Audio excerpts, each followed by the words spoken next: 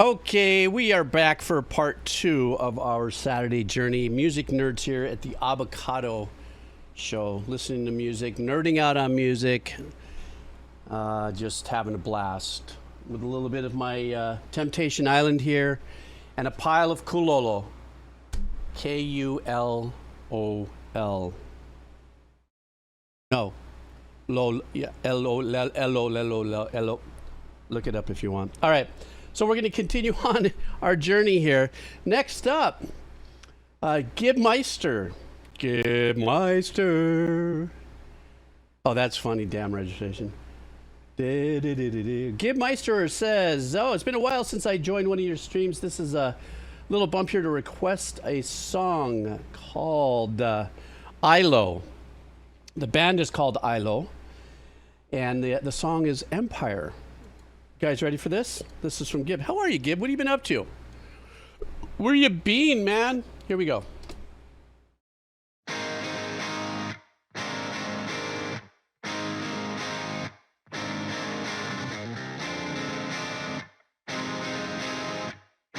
Messing around with the ninths at the top.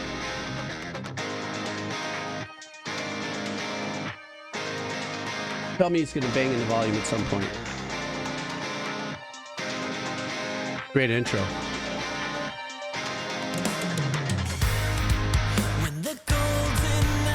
Wow. This is giving me Yes vibes.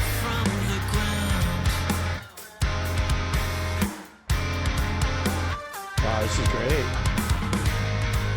Fabled words that fell away. Did they ever mean a thing to us?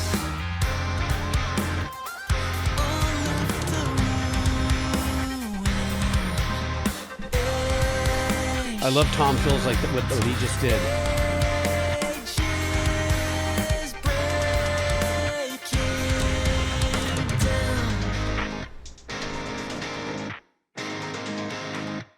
I'm really loving the dynamics and the production on this.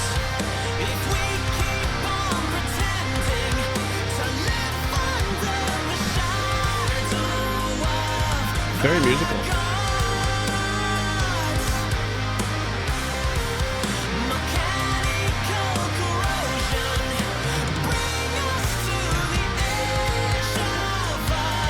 Great vocals.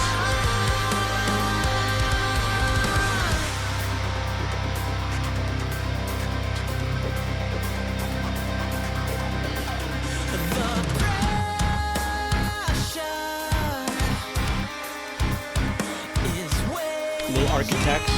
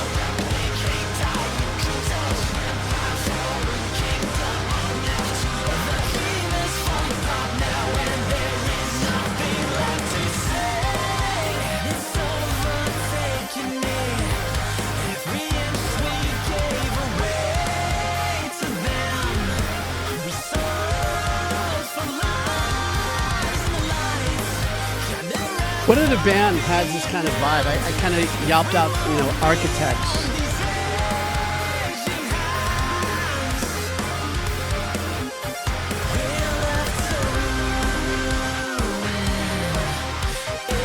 Sean.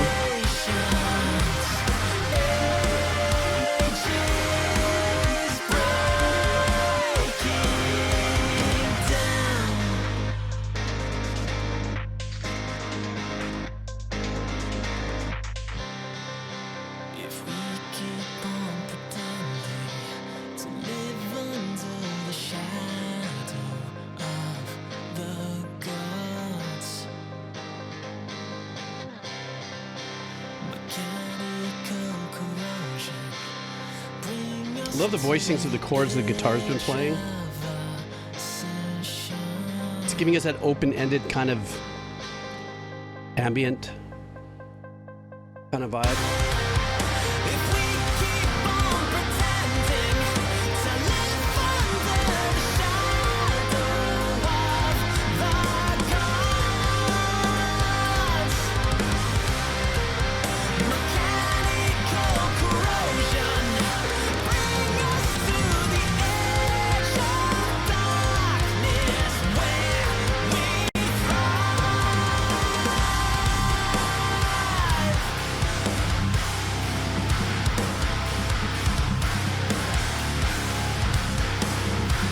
Love the tone on the Genty stuff and the bend work he's going to do again. Right there. Thank you, DR.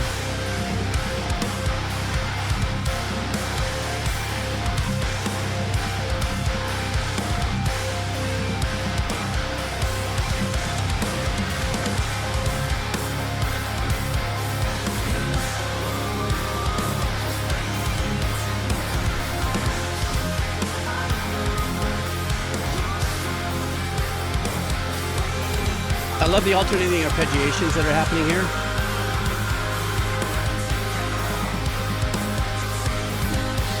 So you have one arpeggio here, but you've got an answer back arrangement that's similar to it.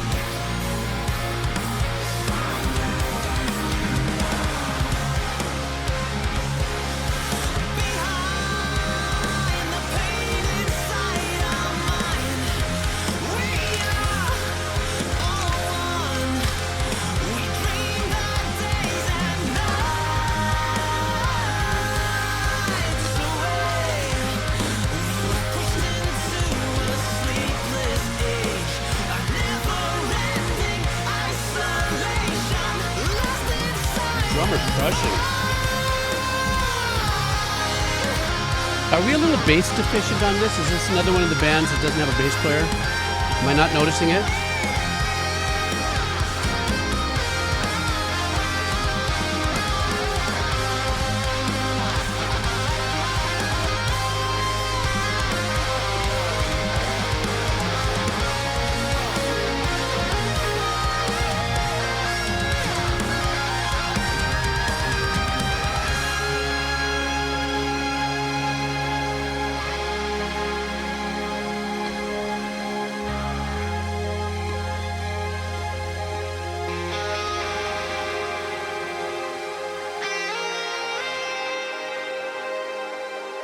Nice ambient end.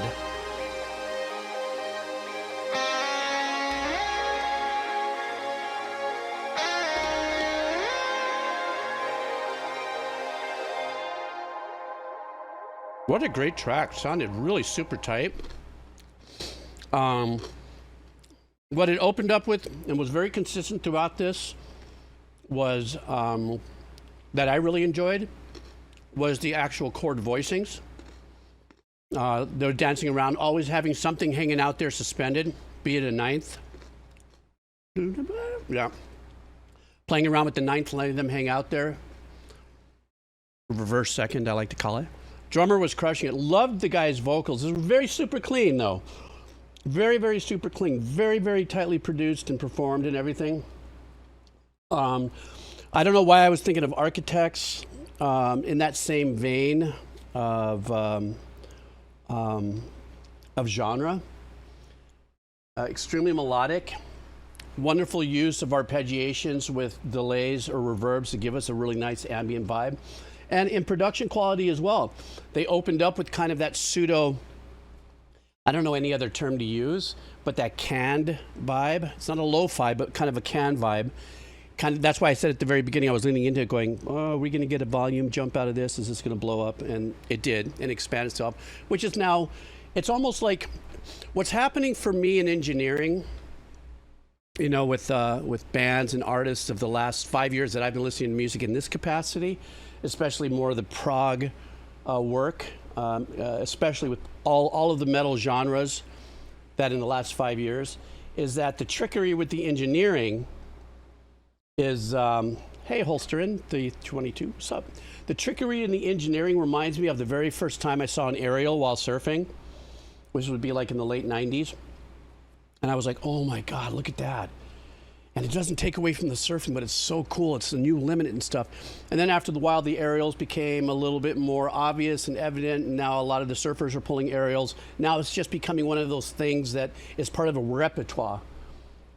So what I'm trying to put together with that and match to what I just heard is that I've heard enough tracks on this journey that the dynamic aspect, a dynamic approach of engineering by saying, hey, let's open up with a very small squashed sound that sounds like it's canned AM kind of a thing. Let's do this and let's do it all in mono, and then we'll give them a big, starburst of stereo image, explosion with, the next pass or the move in the track and stuff like that. So now it's almost easy. It's almost easy to say, okay, I'll bet you it's going to get there it is. But nonetheless, though, Tesseract is another one. You're right, Kaz. But that very clean track though. This extremely squeaky clean, and when the Genty came in, it got nice and metally and grindy. But even their cleaner tone still had a nice little edge to it that wasn't overly intrusive, but still kept the integrity of being, in the metal subgenre of the genre. Excuse me, hiccup, subgenre. Okay, next up is a Coral Reefer. Are you here, Coral Reefer? I knew I said I was going to start with you last time, but Gibmeister snuck in really quick. But we are here with you, is what I say. Yeah, compressed tone, Kroll. It was nice, but it wasn't overly compressed. It wasn't thin, cheesy compressed, but very clean, very managed. It felt like they used the compression for volume management. If you know. Sorry, guys. I think I'm catching a bug. Another dark techno track. This time it's from Amelie Lenz. She's a Belgian techno DJ. Her and Charlotte DeWitt are known for the techno queens. So here we go. This is from a Coral Reefer, one of our usual Kados here. The name of the duo, is it? No, the name of the band, artist is Amelie Lenz. And the name of the song is In Silence. Let's go. All right.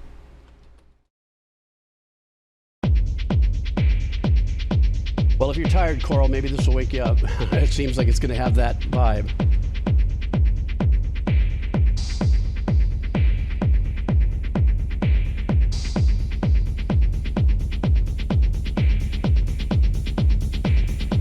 Nice little grow up in the bass, in the mix.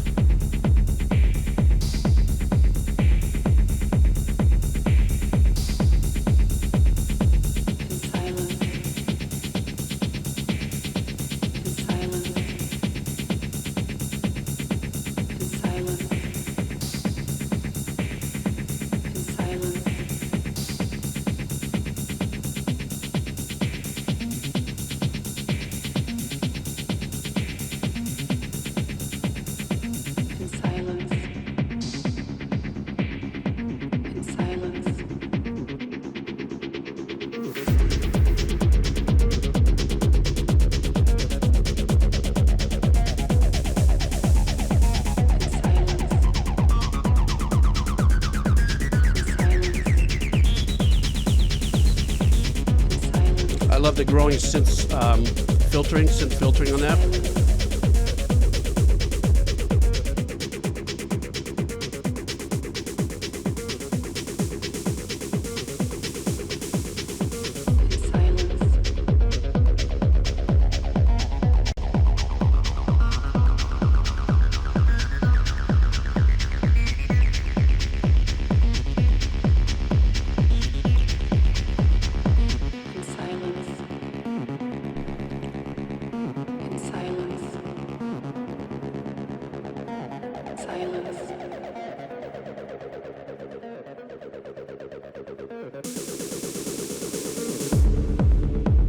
I'm liking this vibe.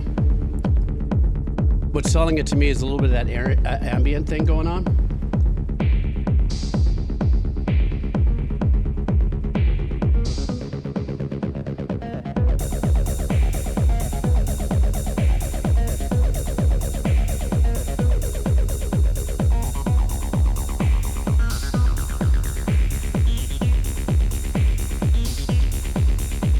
He's just letting you sink into it, man.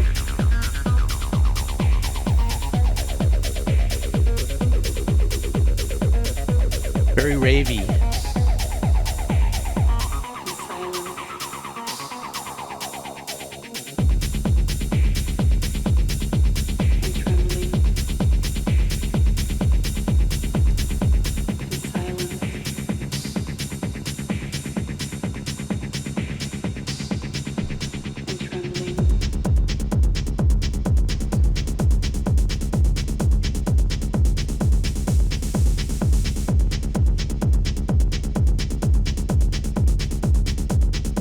Yeah, true that, Almond.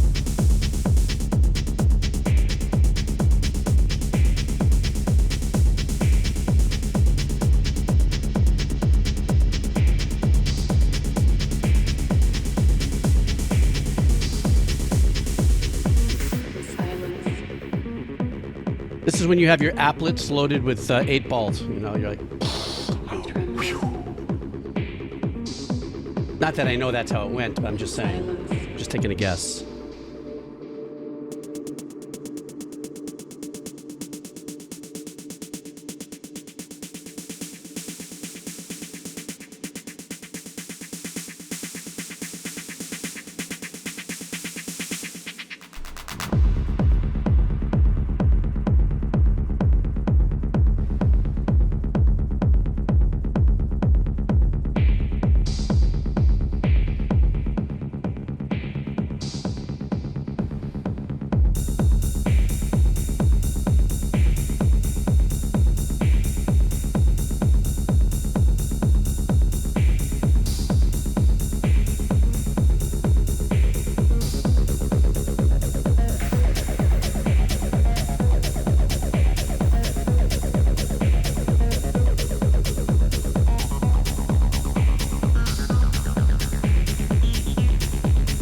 There could be something subliminal about this and we wouldn't know it. A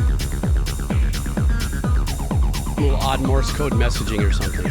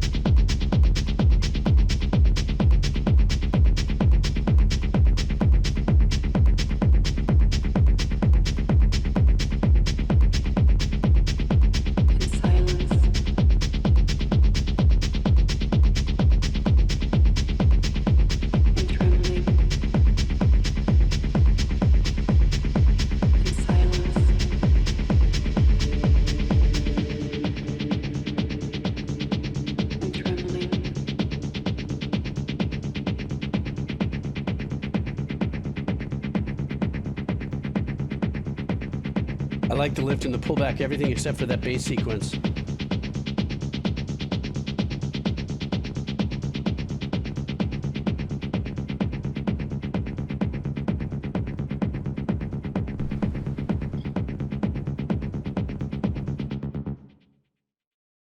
Okay, there's no two ways about it. That track in of itself musically was all about just a vibe.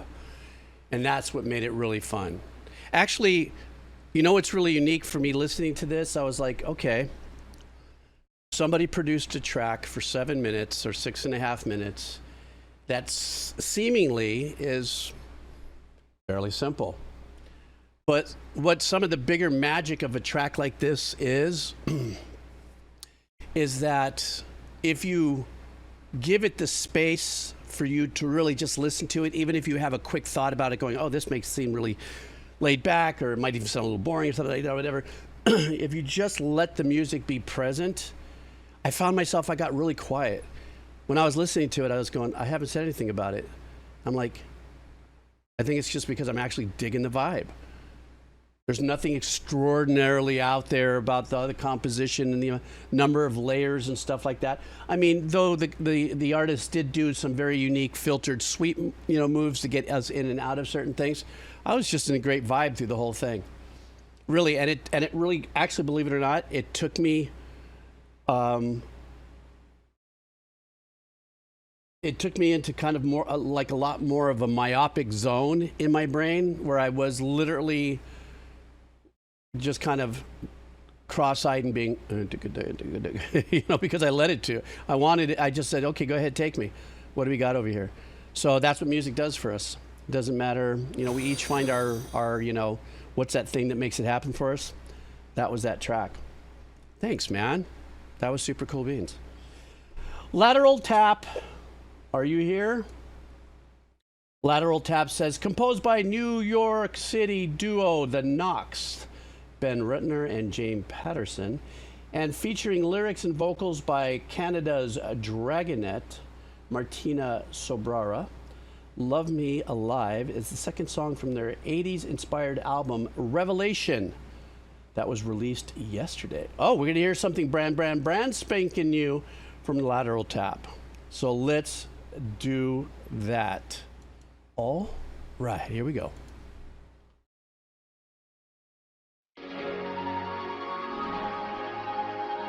Brand new release, guys.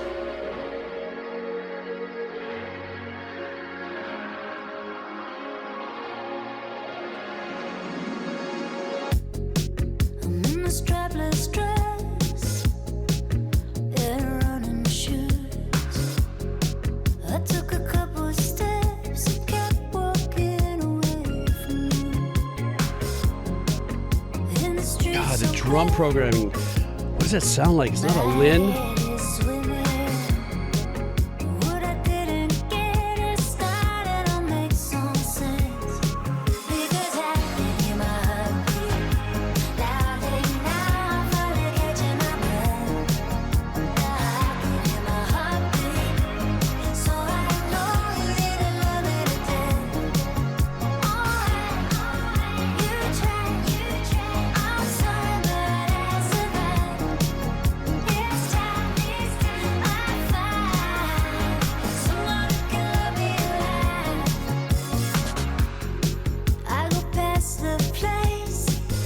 Little bit of Madonna vibes. No, I mean,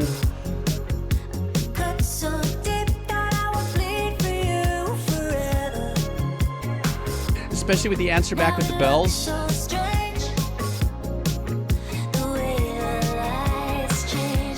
It's obviously a lot more modern production, but I think the world is missing these vibes, so I'm loving this.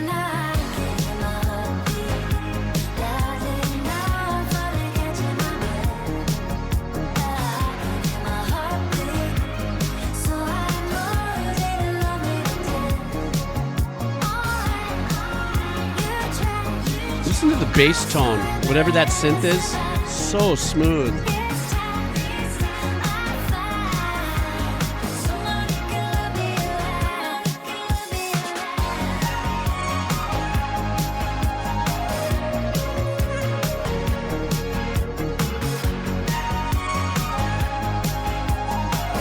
Even that answer back melody here.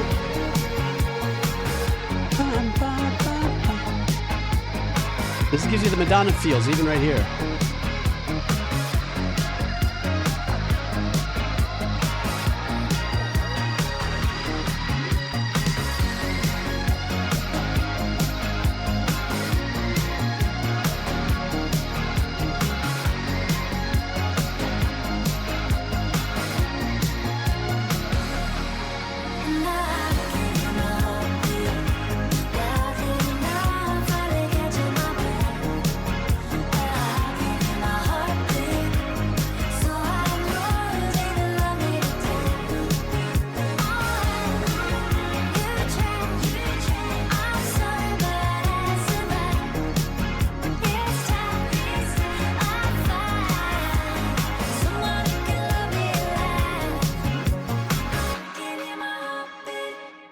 Nice, I like that. Oh, it's into the song. You know what? Actually, I was really digging the song. I guess this was a visualizer, so I don't know. That probably wasn't the artist there.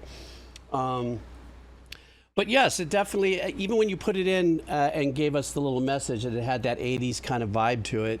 But it for me, being born in the 1900s and being there through the 80s, at the very beginning of especially the Madonna movement, even the drum sound, though, the drum sound almost had, I don't want to say Lindrum. There was a few drums back then, drum machines. There was a Lindrum, the SP1200, the TR-808, but that wasn't a TR-808. What other drum machine am I missing? Lin? Oh, I can't remember. I could see it in my head too. Anyhow, so it was definitely cradled in that 80s production style. But even in the melody, of course, we're listening to it with a much better. I hope. Well, you know what I mean. If you're a Madonna fan, I'm singing out a much better voice, cleaner, different performance. But the cues to answer call with the melodies. So the vocal is da da da da da da da da da, and then she stops, and the bells would answer back. Da da da da da da. I don't know that was the exact melody, but that was very much a Jelly Bean Benitez. Was that his name? Jelly Bean Benitez or Benitez maneuver and arrangement. But it was a fun. I was really into it. I was surprised that it ended. I was like, yeah, that's what I'm talking about. I got that close to the whole Madonna Jelly Bean thing in 1985 before I got fired. For 3 weeks, I worked at a studio in Hollywood called Larrabee. And it was the premier studio where all those people were recording because it had, the most advanced SSL. I think it was pre-6000. I think it was 4000 E series or 4000 series. But I got over there for 3 weeks. I didn't last for shit. And so I got fired. But I got close. I was like, oh, wow, Jelly Bean's working in this studio and this is over here. But I was just too obnoxious. Could you imagine that? I'm just saying. Next up, sorry. DJ Tambor, you are next. Composed by Saki Momiyama and arranged by Takahiro Unisuga. This track is a theme of the hardest boss in the entire game of Trails to Azure. The name of the track is A Fathomed Force. All right, DJ Tambor, here we go. Let's do this.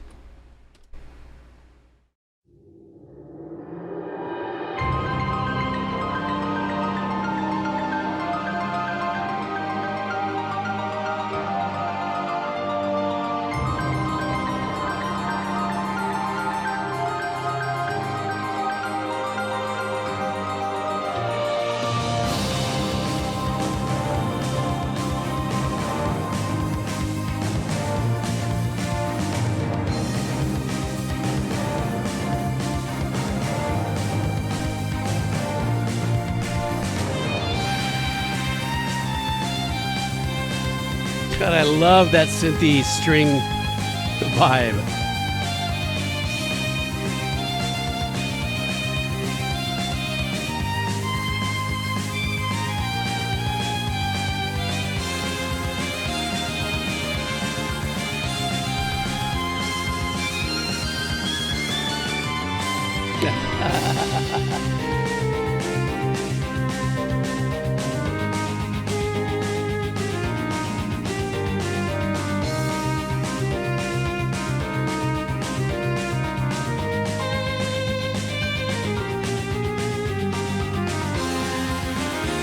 This track could be flipped into kind of like a Lordy vibe.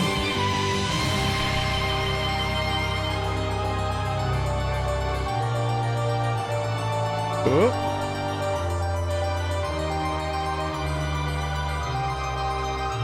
Getting into a little handle vibes here. Got to get a handle on it. That sucks. Sorry.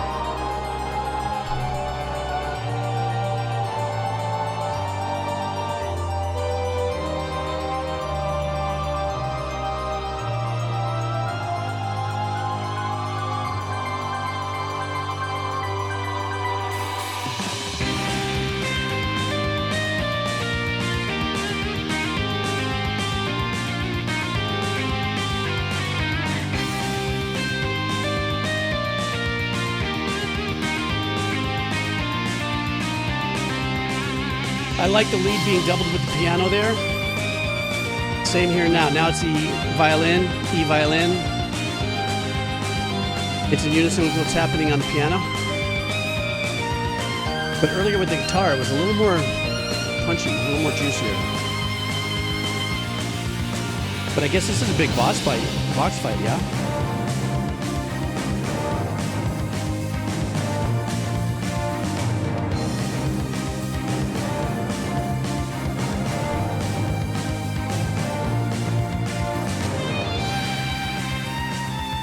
Okay, now we're going to get into the loop aspect.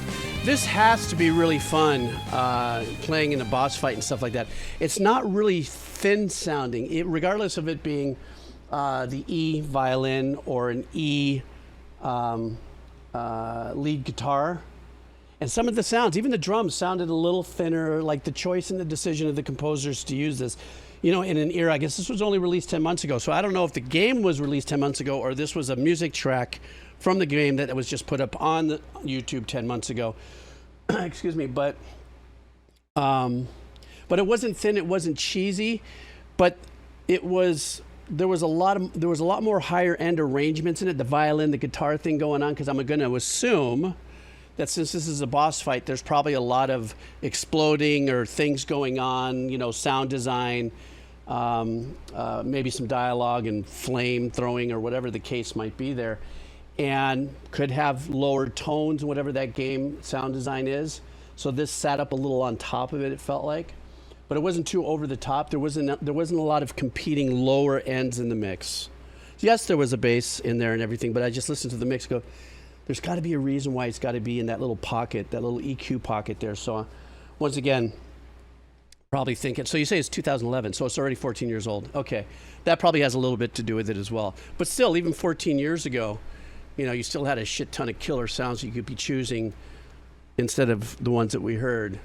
So there, and I think, and I've talked to you guys about this before in my journey here, I think that that's also a signature sound for certain games, that they stick to a formula of sounds. You know, because that whole thing could have been arranged a lot more organically.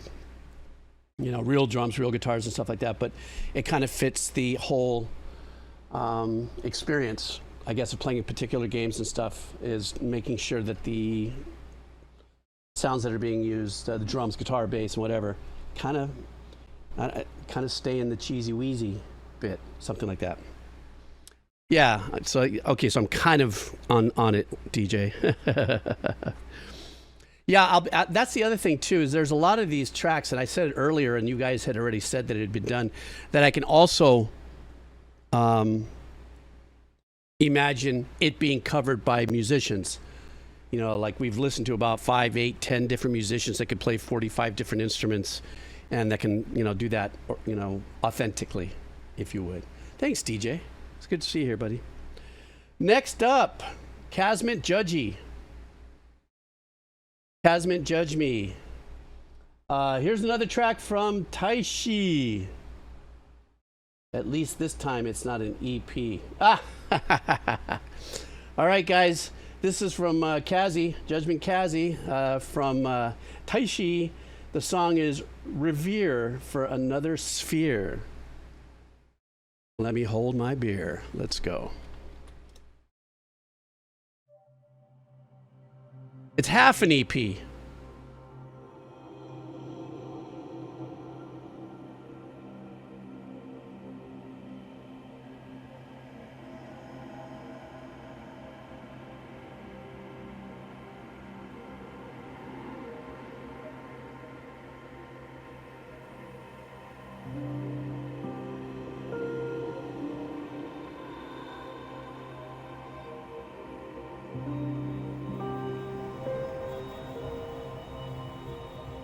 This is kind of giving me Abzu vibes, like Austin Wintory.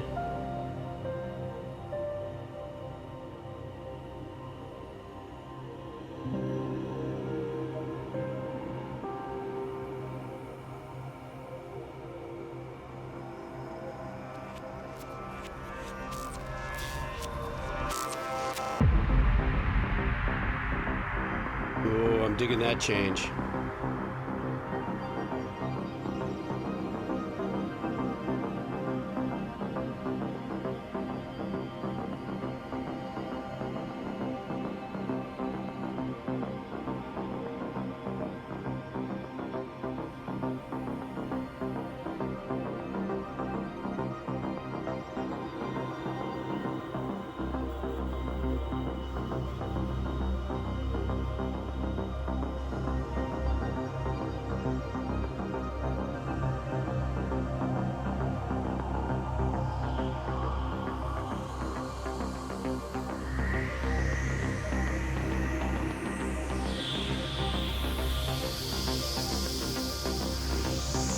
There's a great little sequence in the back.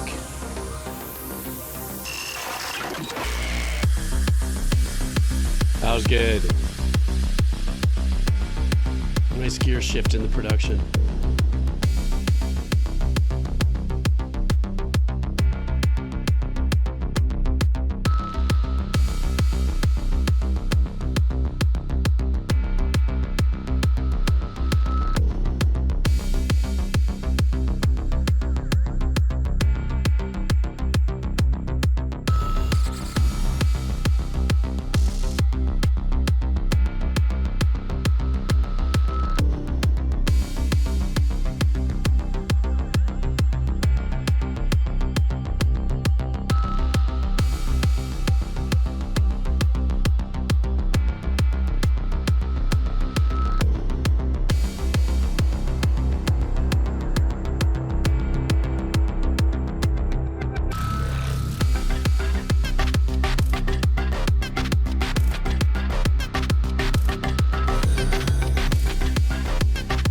This is nice. This is a little trippy here.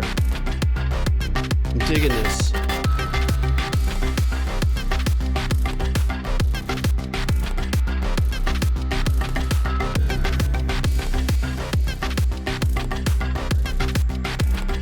This is really weird here. This is great. I'm digging this. It is disjointed. Good call, Dubeans. I couldn't quite put the words together.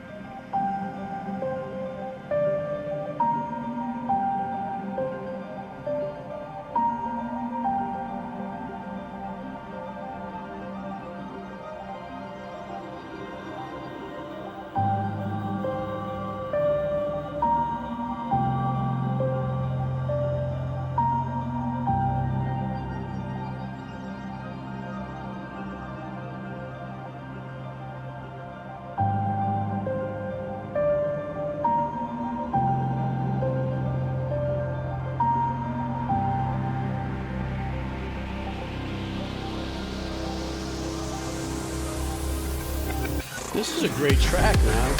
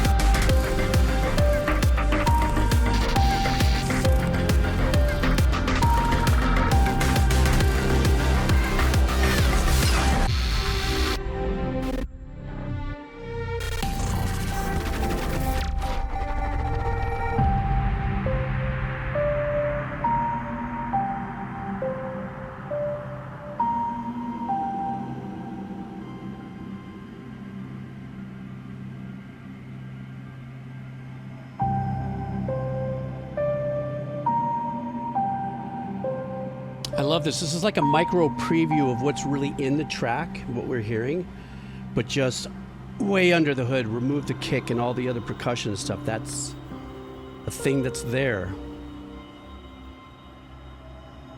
That's when you start to scoop up all the other arrangements on top of it. They tend to fade back in the mix.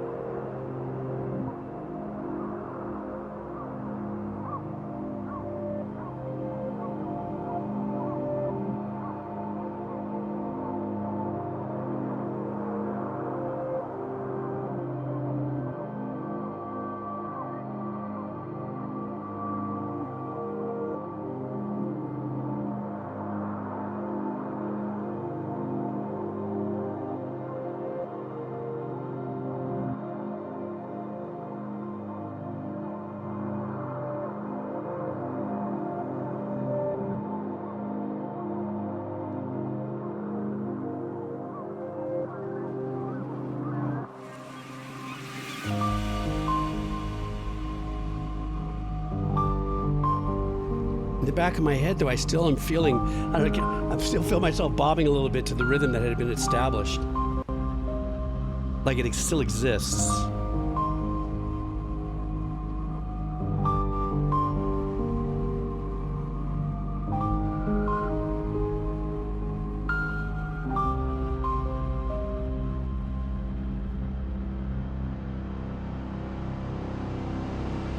Here comes the return.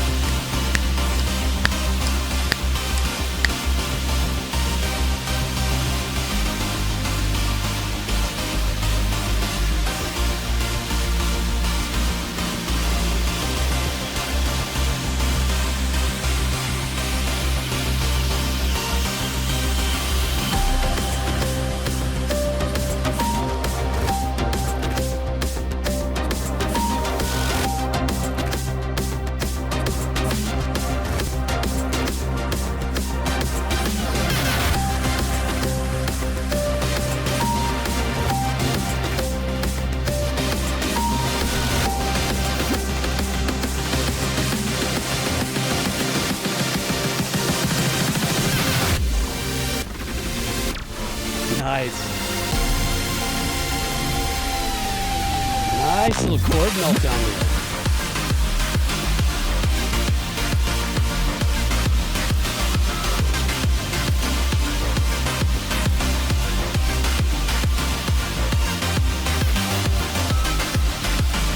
Great bass line.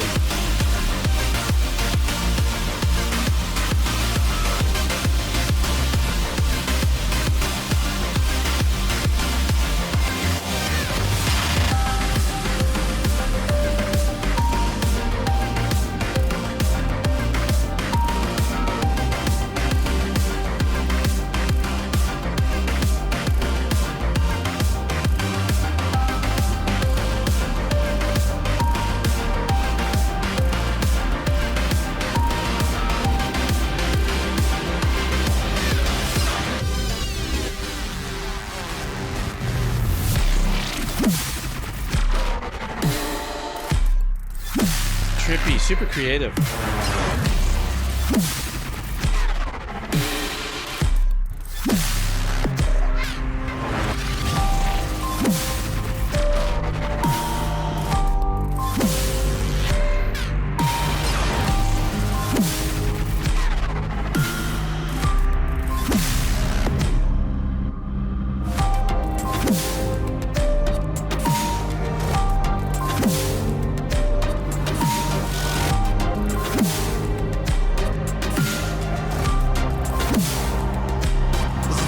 This is the version of the EDM cut time.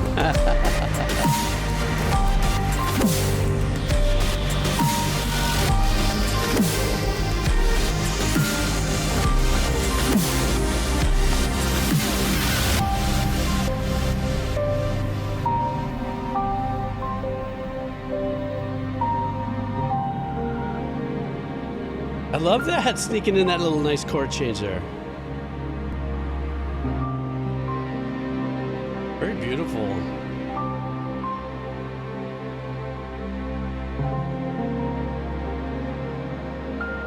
Beautiful, very score-like.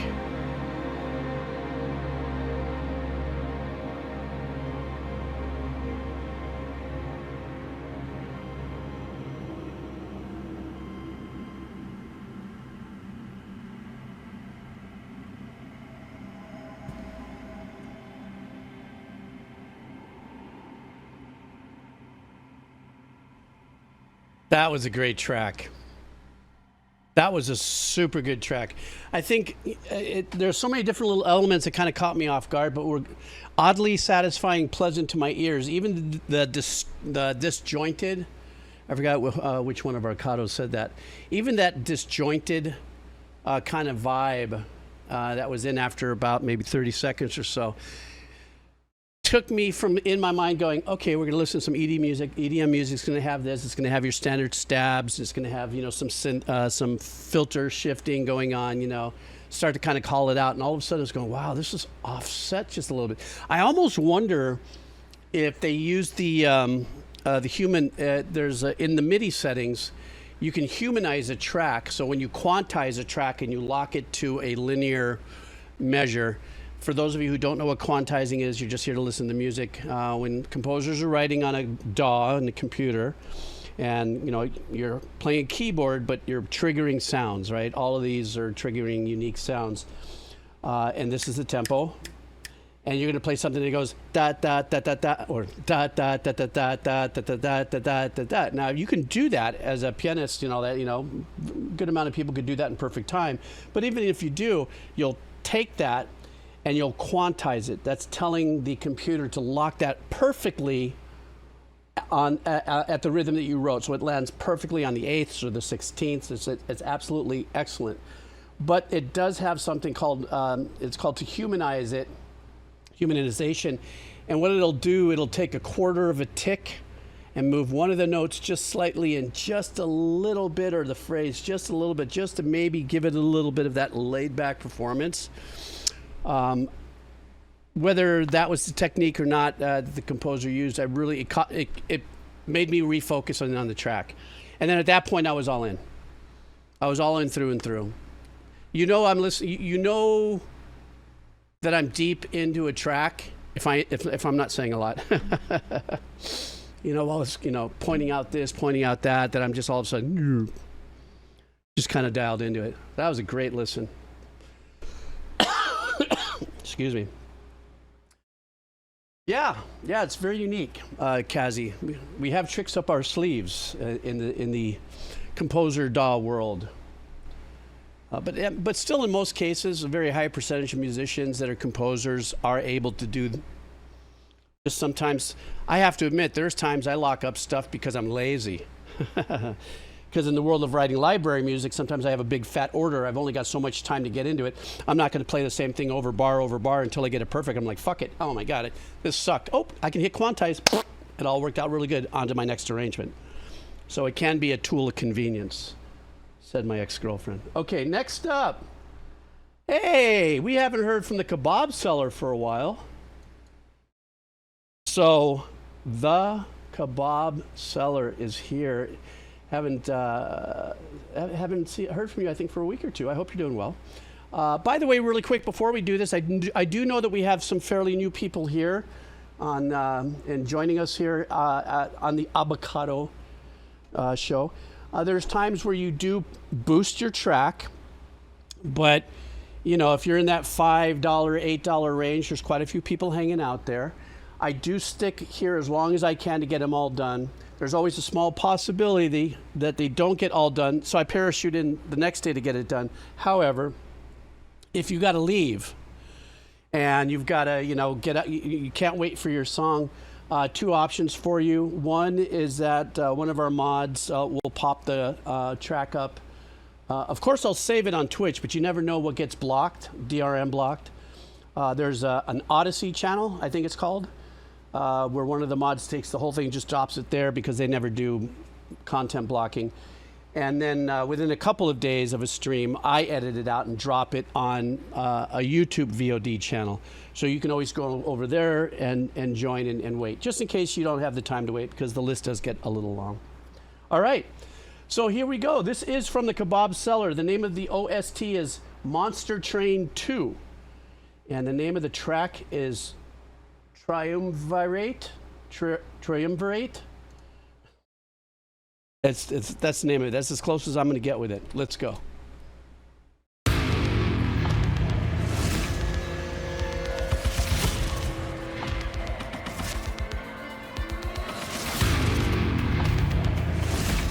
Sounds like this is going to be some gnarly, glitchy death metalcore.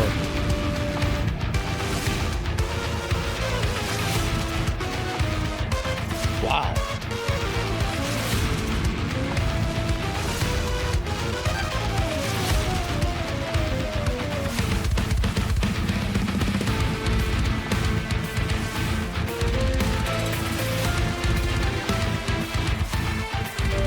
EDM is sugar. EDM sugar.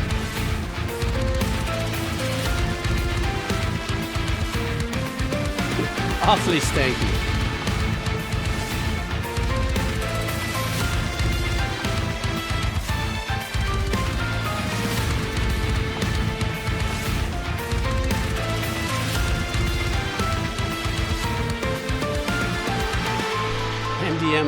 MDM with sugar. Nice.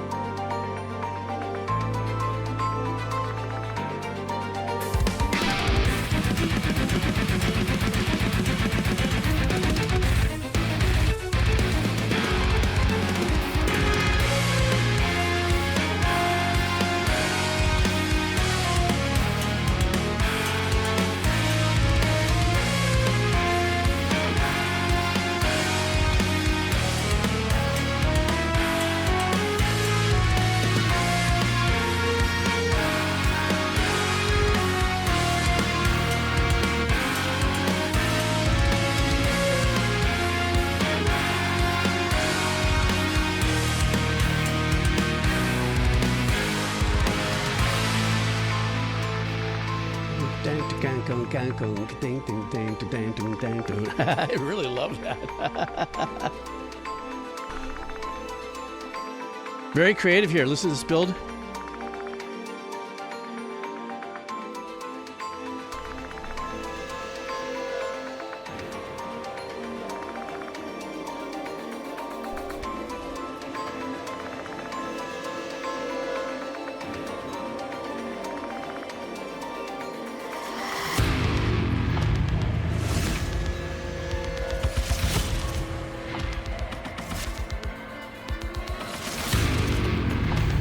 This is giving me little Doom vibes.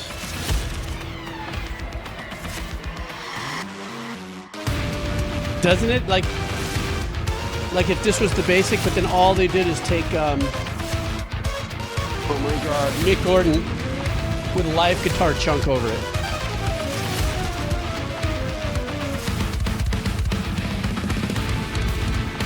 Especially this. Listen to this.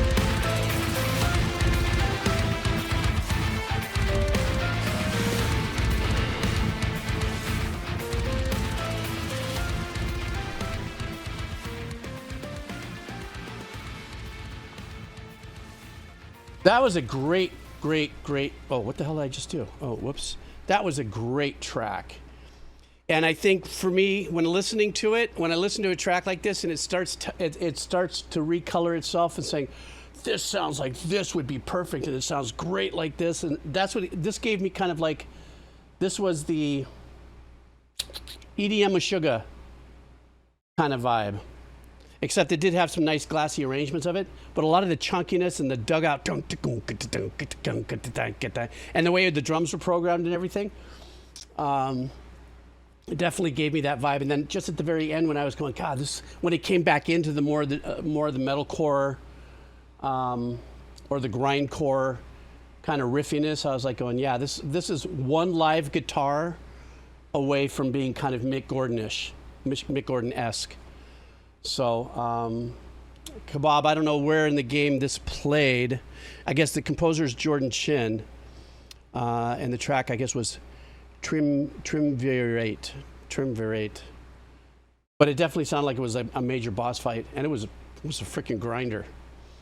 And another thing too, there's one other element. Listening to it like this, like an EDM version of a Meshuggah, I really appreciated some of the sterility that choosing these tones to do that presented itself.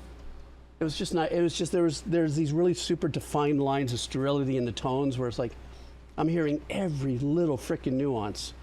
Sometimes you don't, like in a Meshuggah track. Well, there isn't a lot going on in a Meshuggah track except for the drums and the guitar and the bass, which is more than enough, and the vocals.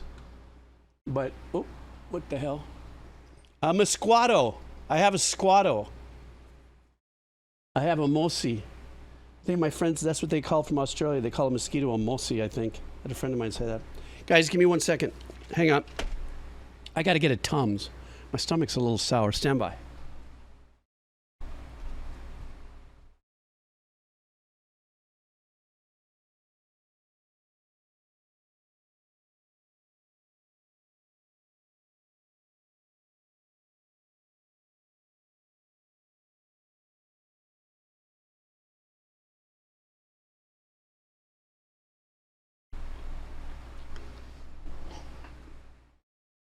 All right, I'm back. Thank you. Yeah, patty cakes. The hernia is starting to rip again. Quado is exposing itself. Okay, I gotta refresh this really quick. Stand by. Here we go. Next up is Senor Wee. Senor Wee. Senor Wee. Senor Wee. This is a short film directed and animated by the legendary Glenn Keane, with music composed by Scott Stafford. Duet is a love story that embodies the intersecting paths of a boy and a girl through their lives. I was lucky enough to meet Glenn Keane, I guess, when he came to my college to talk about his life and how he got into art and animation. I wanted to share this incredible moving piece with you all. If you need me, I'll be in the corner sobbing over an old picture of my childhood dog. Senor Wee. Okay, here we go.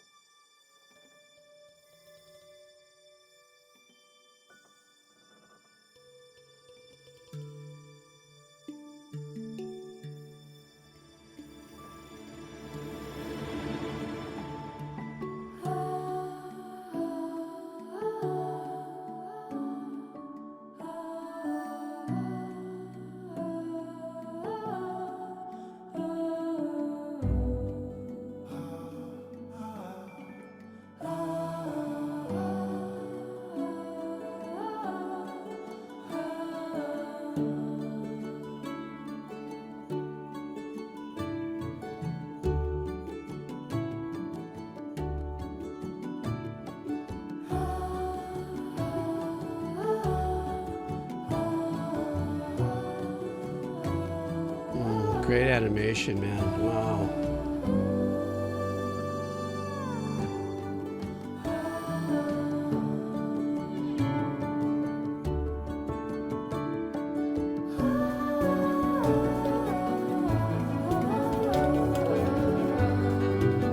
Great music.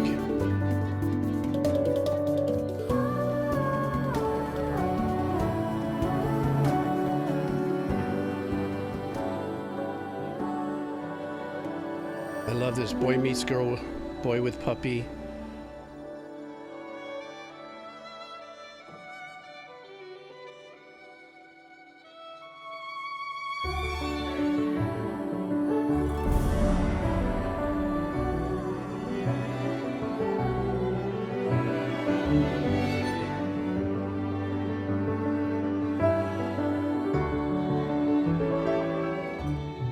Ooh, beautiful piano.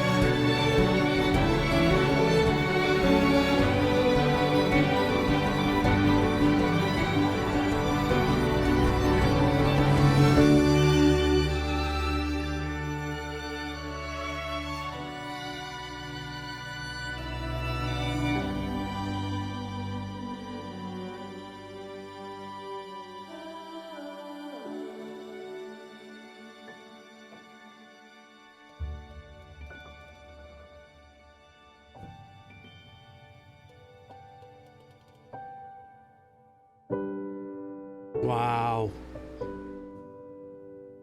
That couldn't have hit me any harder. Oh my gosh. Considering what... I'm not crying, you are. First of all, that was a beautiful story in animation about love and everything. And even as it ended the way it did, on a very hopeful note.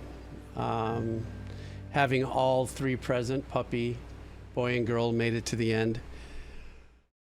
I couldn't have come at a more poignant time for a nice little stab in my heart. Because of that Dear John letter I got right before I started this stream. So, yeah. Thanks, man. Don't feel bad for it. That's just life. That's just the way it works, right? What the fuck? All right. It was a beautiful, beautiful animation and a beautiful track. All right. Let me see here. Who's next? Stab myself with a spoon or something. The driver, 458. My energy just went blah. Here we go. The driver wants us to listen to well, is this another a movie, Jamiroquai? The song is Canned Heat. Do you like the funk? Do you like the disco? Do you like the funky disco? If the answer of these two questions is yes, then you should probably listen and possibly to one of the most funkiest and disco-y tracks ever made by the gods of disco funk, Jamiroquai. A British band with a track you can really party like it's 1999 to 999. You guys ready? You guys ready? Are we all gonna go Raja? Raja, Raja, let's get our funk on. What the funk are we talking about? Let's do this. Brown chicken, brown cow.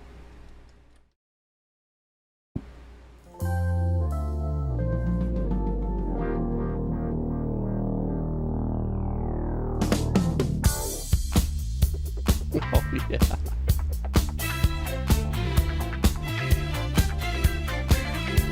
Those stabby strings, I love that. But it's reminding me of Napoleon Dynamite's dance.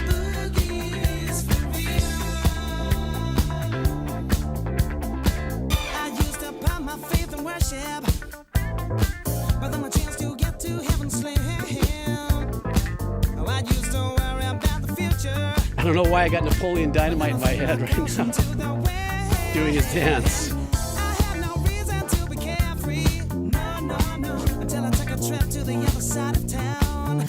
Yeah, it takes me back to why I got kicked out of a band as a drummer, because I couldn't keep the four like this.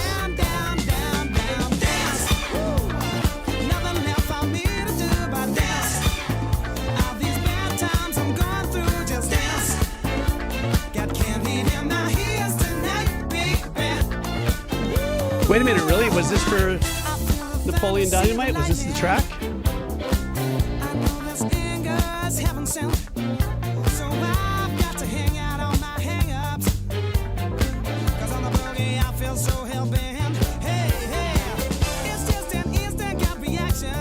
Listen to that bass.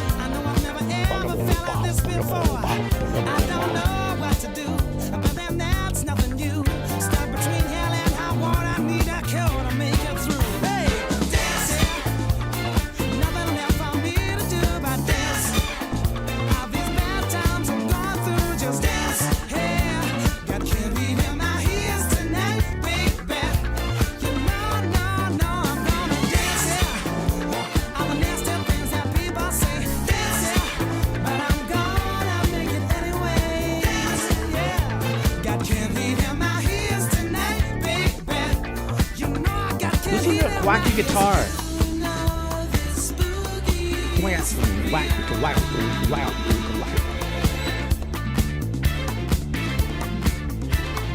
I love those strings. Come on. Oh, now the Willghem know the answers. It's a class to me when I'm asleep. She says you know that you can go much faster. Another paper's time can be so cheap. Hey, I've got this voodoo child ingrained on me. I'm gonna use my power to ascend. You know I've got this binding gifts to use, such that there's no way I lose. I was born to rock and built to last. You never see my feet 'cause I move so fast. Dancing, hey, nothing left for me to do but dance. All these bad times I'm going through, just dance. Hey, got candy.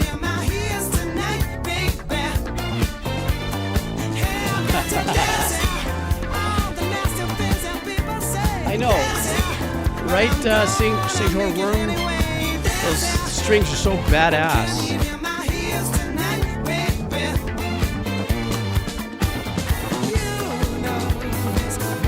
Key change. Del Bizarrio.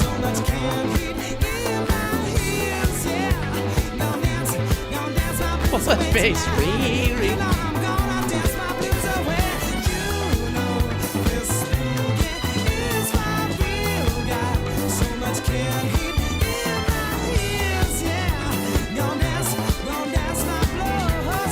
I don't know who's arranged that bass, but it's mental.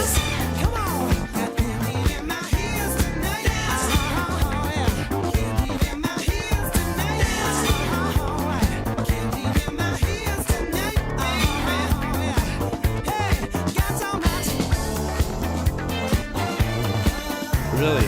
Jeez. Well, Stewart's crushing the bass.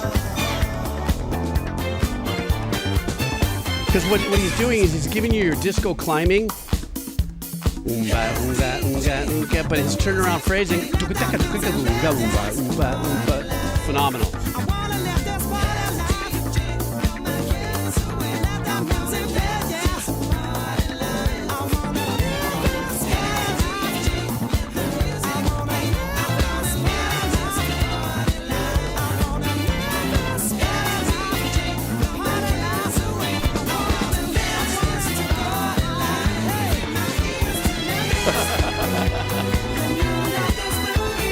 Can we just get another lift?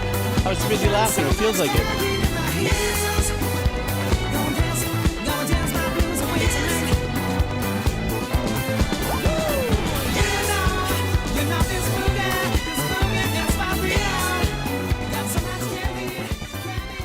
I don't want the song to end. How grindy was that? How like sexy disco funky nation was that? I mean, it doesn't get any more cooler, hipper than that. And I guess you guys were saying maybe a little bit of this track was in Napoleon Dynamite, but it definitely reminded me of the song that he danced to. But with somebody else who was just chatting, one of the things that I just was listening to through and through was the string arrangements in that. You know, a lot of the glyphs work, a lot of a lot of the slide off, a lot of string falls, and that bass line.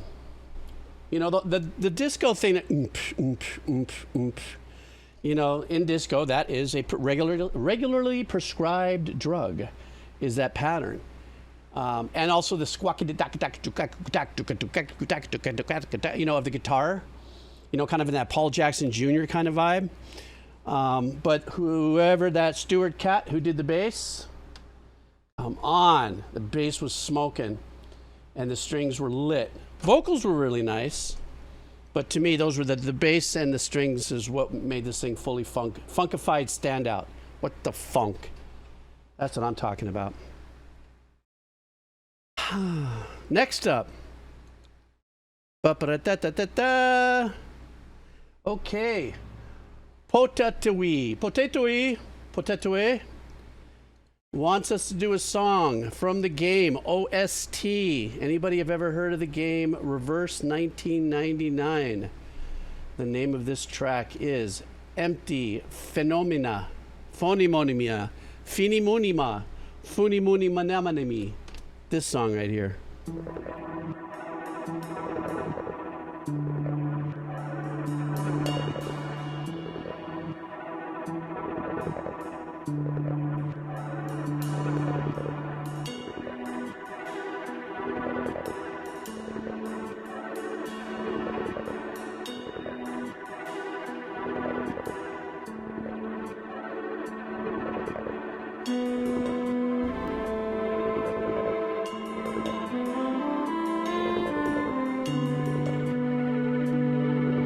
Trippy, man.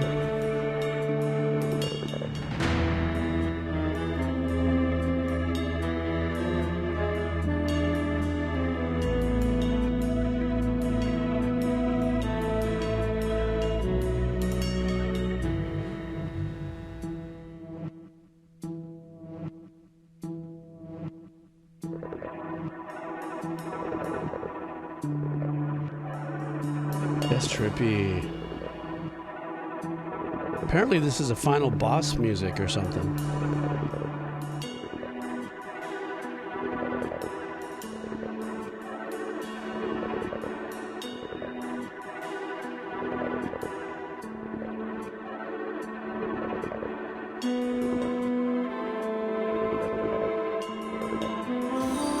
Like, I can't imagine this being a boss fight, though. It's a trip. Like, I'm used to thinking boss fights are, like, very aggressive and very, you know, but... I mean, we still have a few minutes to go, but...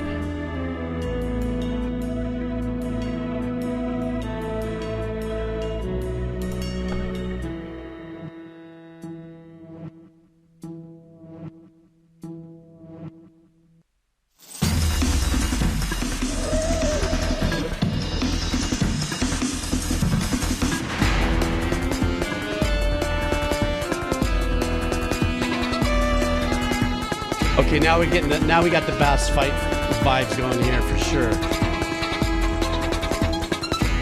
Ooh.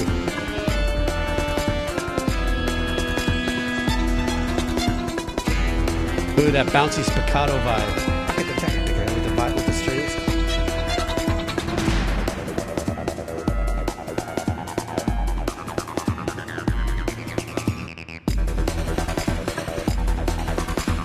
Ah, you see, this must be a really badass scene for a boss fight.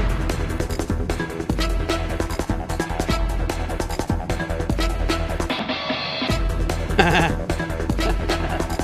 love when composers do that shit.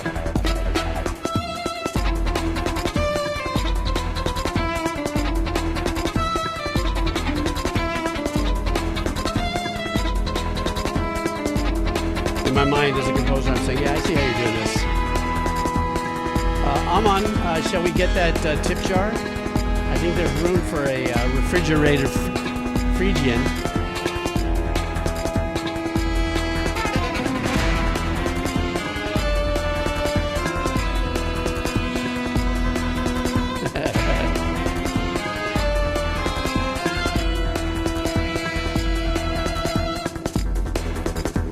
Yeah, that's the snake charmer vibe that you're thinking about, is when Aman and I are kind of kidding around about a mode, which is called the Phrygian mode, which lends itself to that swarmy kind of Middle Eastern kind of vibe.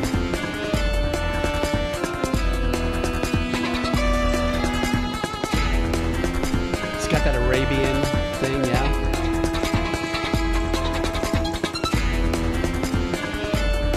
Very creative how this composer's using it. That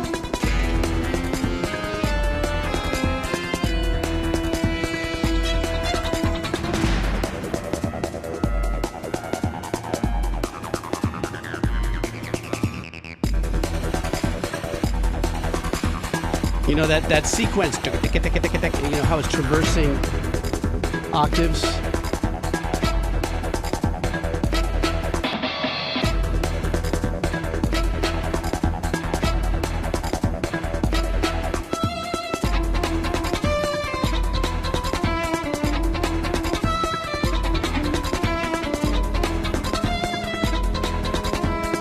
Really badass. I like this.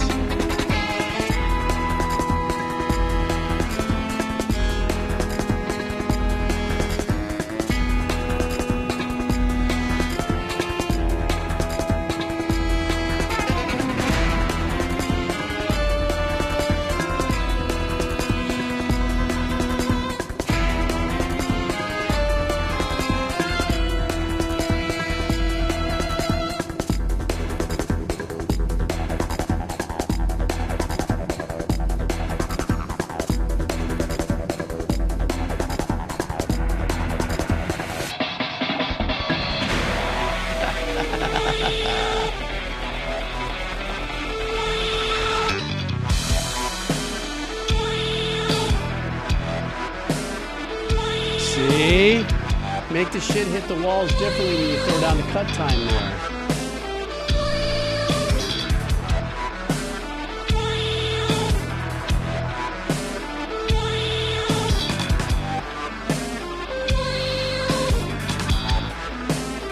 I'm really interested to see what this game, the boss fight looks like. What's the characters?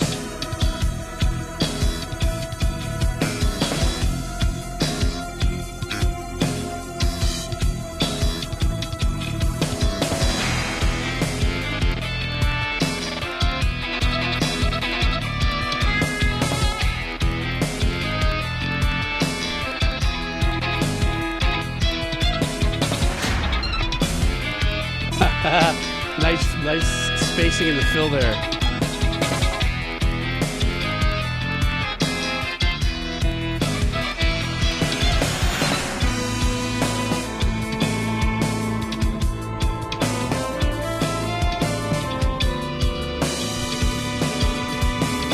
Super trick and slick instrumentation too. I mean, this was just released 3 months ago. Very progressive choice of instrumentation.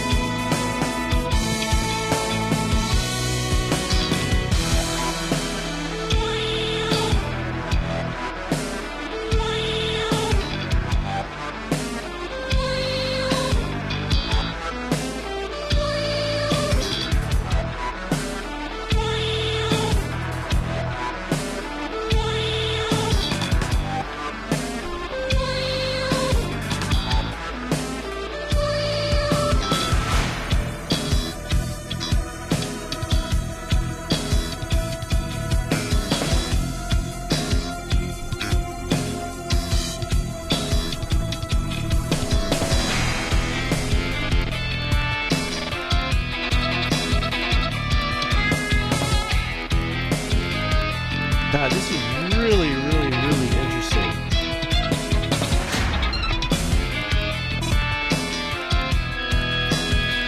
Some of the magic there with the phrasing of the fills, not coming in on the one.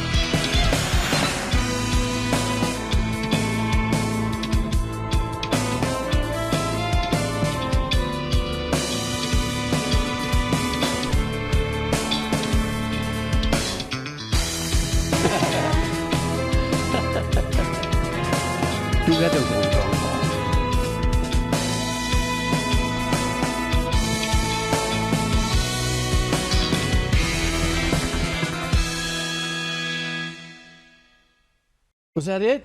Sheesh. That slipped by me. I'm usually ready to stop the video at the very end, but I was just so into that. Very creative, super interesting. Actually, there is, I forgot, brain fart. There is a technique where the string players actually play the spiccato. It's a bouncing bow approach to it. God, I can't think of it right now because I'm old and I haven't written something for it since the Last Supper. But even though I'm almost pretty sure that was a patch. That was string. There's that part of me in the back of my head saying, but that's attainable. That's something that a string player could do. It might take a minute, you know, to lock in and stuff. But the whole vibe, it took a second to get to that vibe too. At the very beginning, I was going, okay, this is supposed to be a boss fight. I'm feeling, what is this? Maybe the first minute and a half, was it sneaking into a cave or getting itself prepped? But once it started cooking, it was wonderfully terrifying. And it did have that Arabic, Phrygian kind of vibe to it, shawarmy, you know, cobra, snaky thing.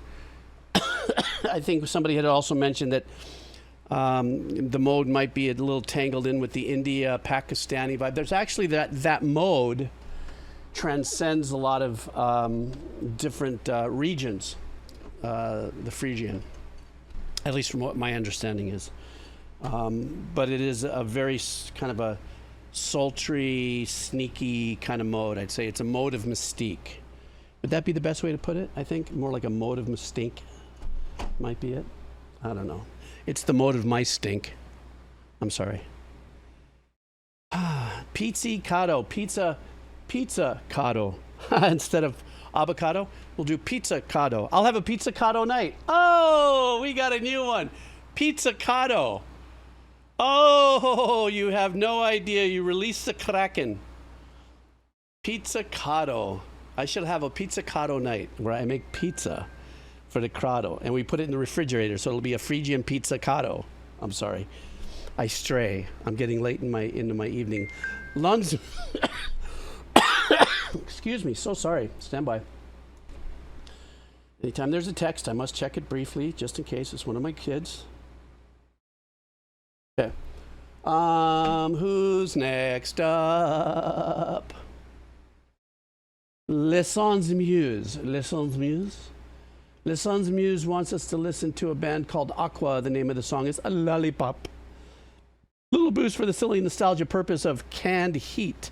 Hey, I hope you're all having a fun, joyful day. I put my Jeeves request playlist on shuffle, and it's Aqua, the same group that brought you Barbie Girl. I'm a sucker, no pun intended, for those 90s electronic songs with the random dude talking in it.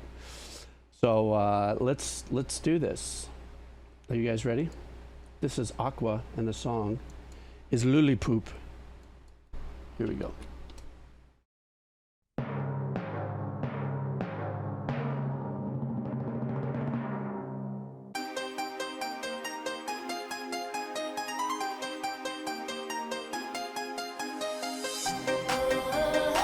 I am the Candyman,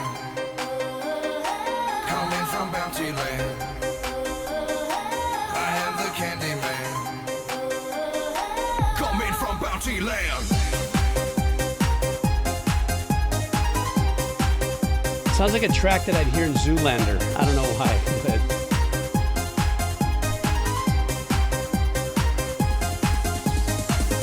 I wish that you were my lollipop. Sweet things I will never get enough. If you show me to the sugar tree, will you give me a soda pop for free? Come with me, honey, I'm your sweet sugar Candyman. Run like the wind. a little bit of the tone from the guy from Bite me, I'm yours. If you're hungry, please understand this is the end of the it'll come to me. sugar Candyman. Oh my love, I know you are my Candyman and no. Maybe it's because of the way he looks, a little bit of the tone of the same guy. David, he's the cantor from the very famous band. I can't remember.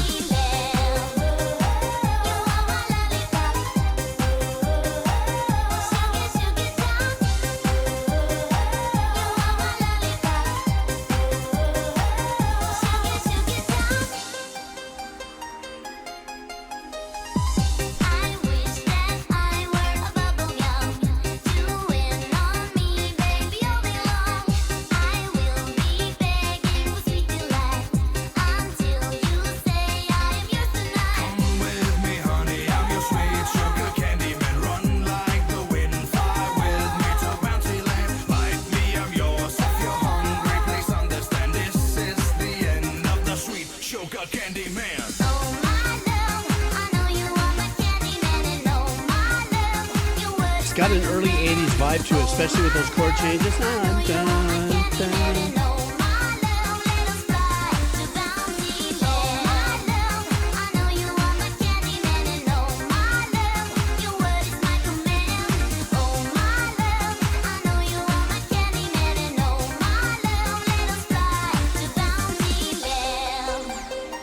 I am the Candyman. But this is 1997, so I am the Candyman. Coming from Bounty Land.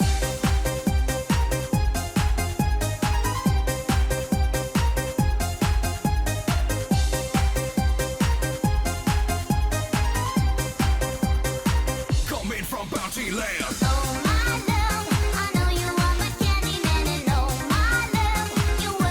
God, those chord changes remind me of a huge 80s hit.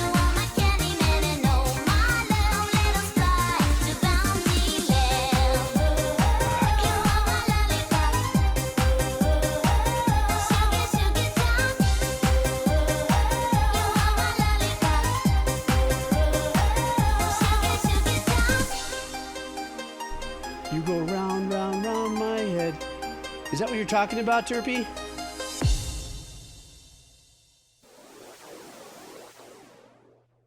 Super fun track, definite 80 vibes, released in the 1990s apparently, but it had that thing. I think Derpy, you may have mentioned it by accident or something, but you go round, round, round, da, da, da, da, da, da, da, round, round, something like that from like the 80s. Was that the track that you were mentioning? Because it had the same chord changes in there. Super fun track. The song was absolutely crushing. 38 million views 14 years ago. What was this part of? Is this part of a band's release, or was this associated with a movie or something? Because that's absolutely massive. You spin me right around. That was it. You spin me round, round. That definitely, there's no two ways about it. those chords and the tempo in which they were performing had the same kind of vibe. Obviously, different melody and arrangements and stuff, but definitely had that in there for me. The video was fun. The video was obviously purposefully 80s campy, you know, fun time. But real quick, what I don't know if I got an answer to it. Was this an album that was released and this is one of the band's super big hits, or was this attached to something else, like some other kind of media, whether it was a movie or something like that? Definitely was a crusher, though. I love the track. It was really fun, very upbeat, very nice to listen to. I liked her voice. Actually, the guy, too, when he showed up with his face, he reminds me of the singer from the heavy metal band, the guy who's a Jewish cantor before he was a singer, David something. I don't know why. I just got that in my head. You know, you guys are witnessing in real time me slipping. Okay, I'm just thank you for being there for me. But what was the name? What was somebody help me, save me? What was the name of that singer? Very well-known heavy metal band, and the lead singer, bald hair with I think he has a nose ring, and I don't know, whatever. Disturbed. Thank you, Hendebler. My goodness, what a meltdown. Yes, David Draymond. That's who. Thank you. All right, I don't know why. He definitely didn't sound like it. He just kind of looked like it when he showed up like that. I don't know. Oh, my goonie. Okay, next up is... Hang on, let me refresh just in case somebody did Slido boost. Okay, next up we have... Oh, Hendembler. It's you, bruh. Here we go. This is a little-known Japanese punk rock band from the early 2000s. They only released one short album because they were little-known, right? That's what you said right there. I'm kidding. God, just stupid. Okay, I'll just let myself out. They only released one short album, but some of the members would go on to form Midori, the somewhat well-known jazz punk band that I remember you reacting to at some point, whether or not you remember. I do remember listening to Midori. Either way, this is a fun track that I think you'll enjoy. All right, Hendebler, let's go. The name of the band is Usagi. The name of the track is Anthurium. Let's go.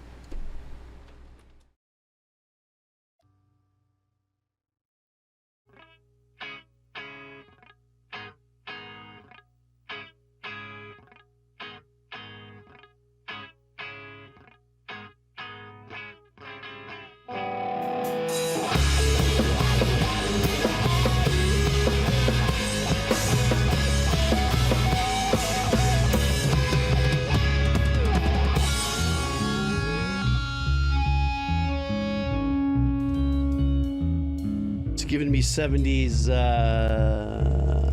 raw rock vibes. Quirky.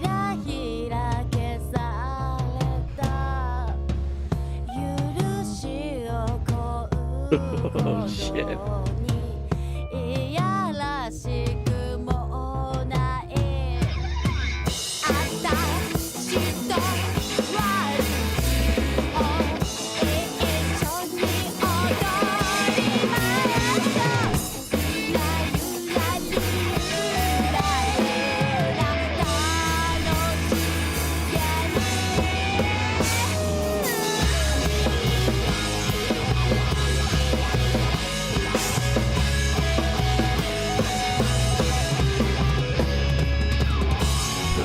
Wonky lead guitar work.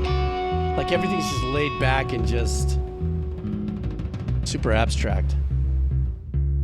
Except for the bass player. He's locked.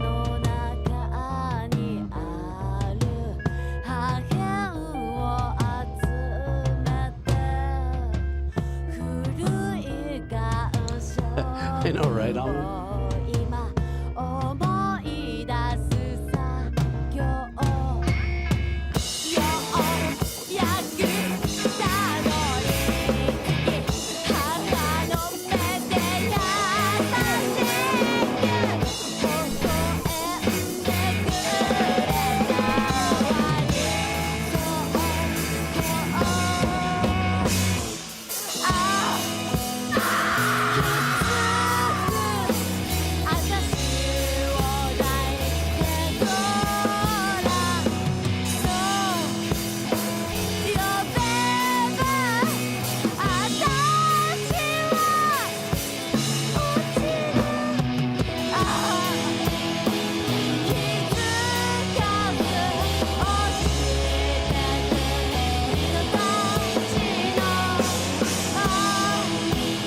No, she's better than Yoko.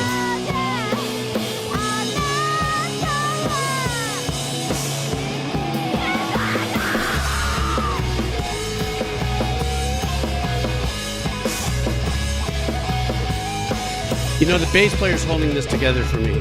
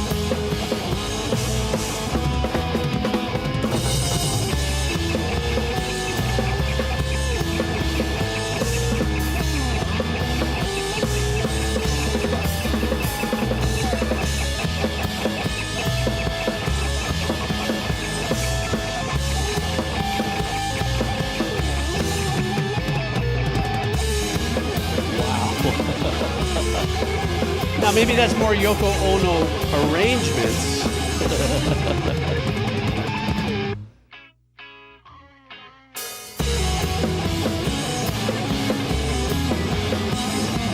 But that bass player, man, is just keeping it together. I'm like going, keep going, bass man, get me through this.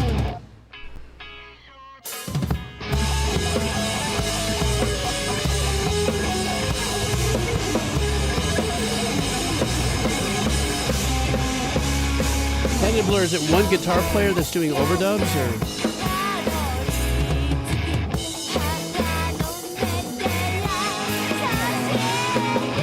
It's two, okay.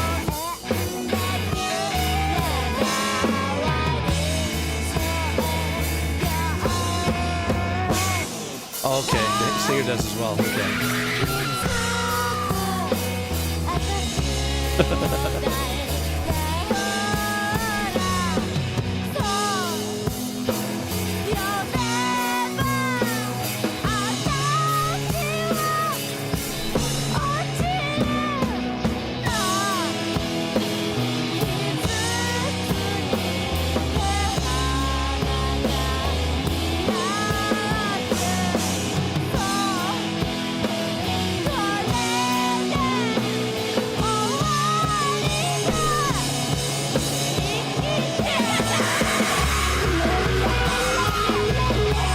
What's behind this composition?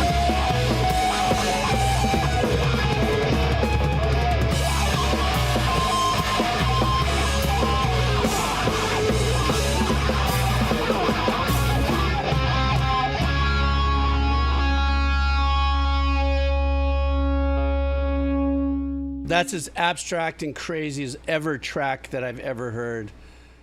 Even more so than on this stream. This is when I listen to music, and that's why I want to say I wanted to know what was behind this LSD. But that doesn't mean that LSD or mushrooms or peyote or psilocybin, is a bad creative thing. It just depends on what zone in your trip you're on when you're writing the track, is what I'm saying. But I do know, from what my short journey like this has been, I've probably heard the most abstract music like that ever from Japan. I mean, I know that there's a music that I've found similar to that come out of Europe, similar to that comes out of really darker areas in the Americas and stuff, but there's more of a consistent representation of that particular genre that comes out of Japan. You know, it seems like to me. I'm just saying, I'm definitely not a knowledgeable person to say that I know that is true, but just from my experience here, a lot of crazy stuff, man. When they go abstract, they do. And there was that kind of battling, like the guitar, that craziness of the guitar, trying to match the craziness of the vocal. But the one thing that kept me in the seat, man, was the bass through that whole thing. The bass was square on his time and kept patterns. I was like going, give me something to lock myself onto, please. But it was quite the track, Hindenburg. Mm-hmm. Okay, next up, we have Misty Souls 2. This is a 1999 anime set in the Gundam, in the goddamn universe. It blends, can't be, Gundam. In the Gundam universe, it blends the sci-fi elements of the mecha roots from the old Gundam prequels with more down-to-earth, literally, turn of the 20th century setting with very arture directing. The 100-track soundtrack, wow, contains 5 hours of material recorded with the Warsaw Philharmonic Orchestra. I can't figure out how they exactly did it, but the way it's recorded and produced makes it feel like it's for a Hollywood film. Perhaps a monster budget, just highly talented people, or both. Probably both. And also depends on the orchestrating. And where was it recorded? Warsaw. Yeah, you know, if you go to Prague or Warsaw, they have just as good as musicians as in the unions in Hollywood and stuff in New York. I'm just saying, don't come for me. The truth hurts. This is called Willghem Riku. Oh, I don't know. It's going to be this song right here.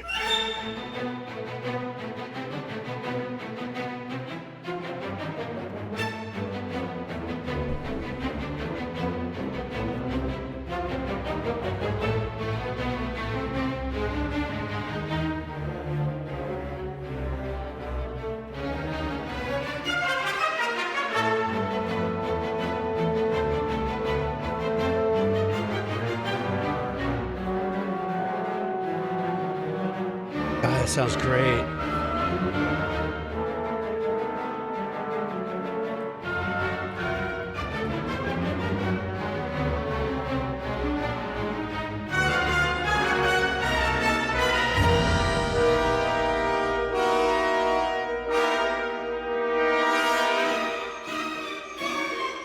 I wonder who did the orchestrating on this. This is gnarly.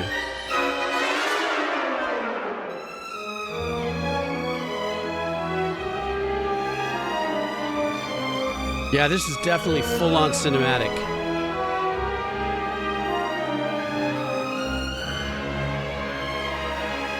I know that Yoko Kanno did the music, I believe, but I don't know if the orchestration as well.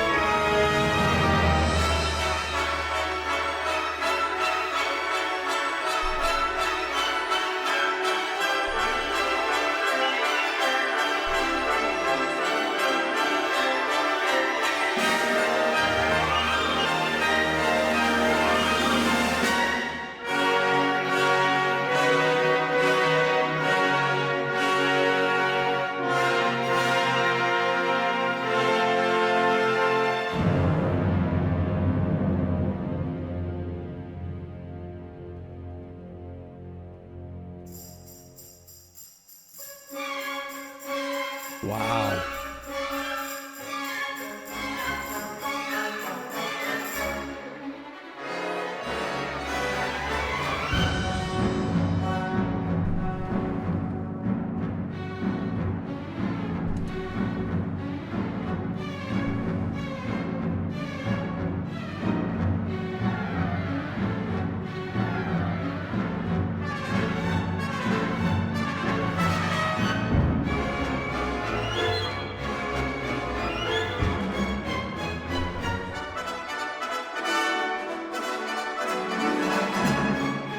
Be really interesting to find out if Yoko Kanno orchestrated this and conducted it.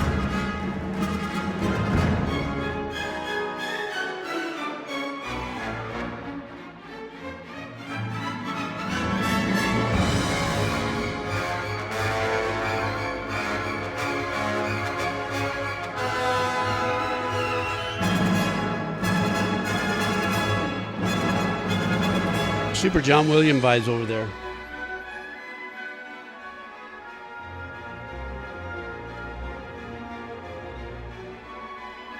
That's beautiful.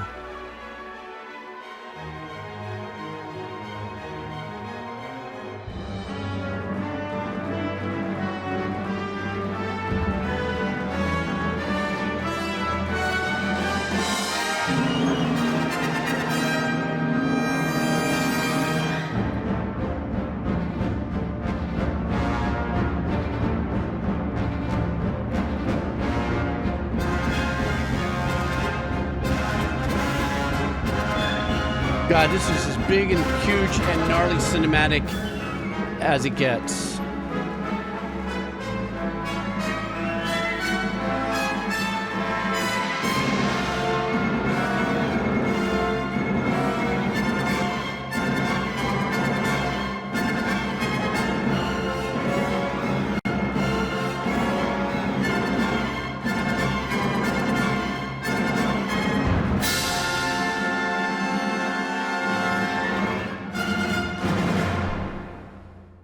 A little more, looks like. There it is.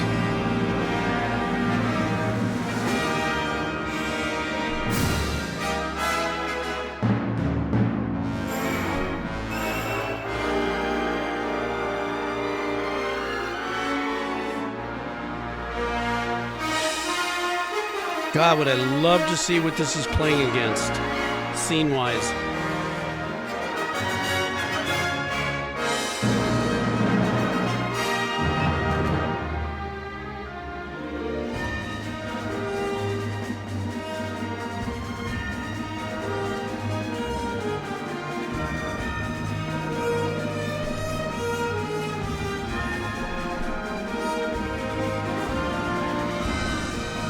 The end of the battle joyride.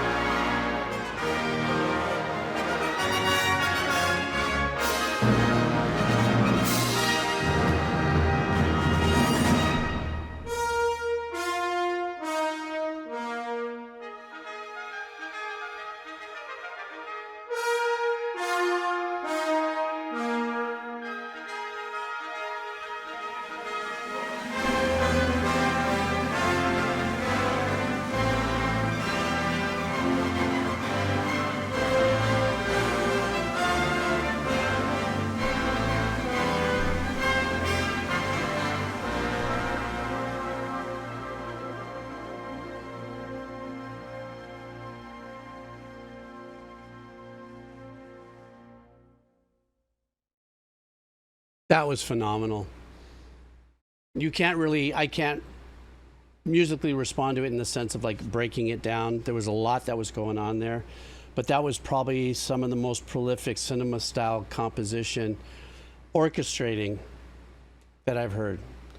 When it comes to what I would consider, if you're going to look at John Williams as like the predominant influencer of the super galactic or super powerful battle type, you know, action style movies, soundtracks, the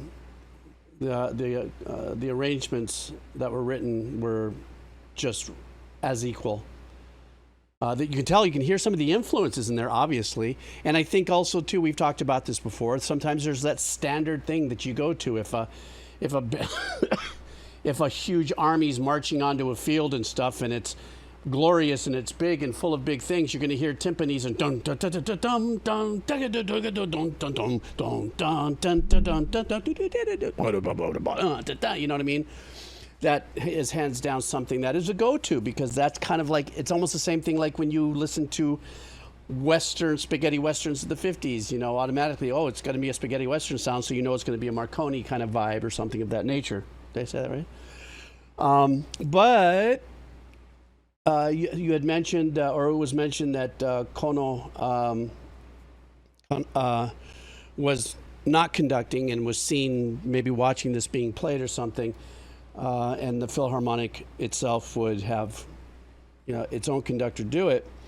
So I don't know if this was a rearrangement of her if it was a rearrangement and reorchestration of her arrangement that was at a Philharmonic performance, opposed to it was a Philharmonic that actually recorded the actual soundtrack. So I don't know. Either way you look at it, it was just fantastic. You just can't touch that with nothing. Nothing. Absolutely phantasmic. Thought it was phenomenal. I believe so. You believe so? We all believe so. It was in the soundtrack. Jeez. Okay. And that's what it was. But it was a wonderful piece of music. Very uplifting. Uplifting. Who's up next? Louis Spaghetti. How are you, Louis Spaghetti? This is a mashup that came out in 2013, remix of a lot of popular EDM tracks and internet memes from the time. Guys, Louis Spaghetti wants us to listen to Virtual Riot, and the track is Idols. Hi, Virtual Spaghetti. What's going on? I mean, Virtual Spaghetti. Louis Spaghetti. Sorry. Sorry. Sorry. Sorry.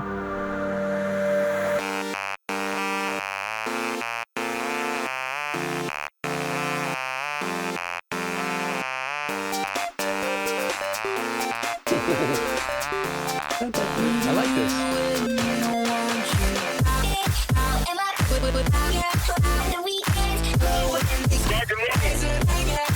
Fun glitchy.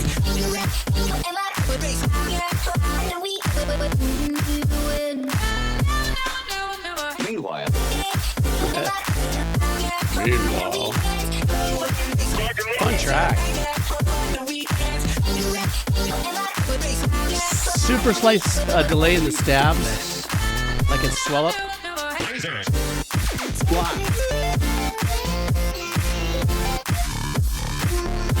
Come now.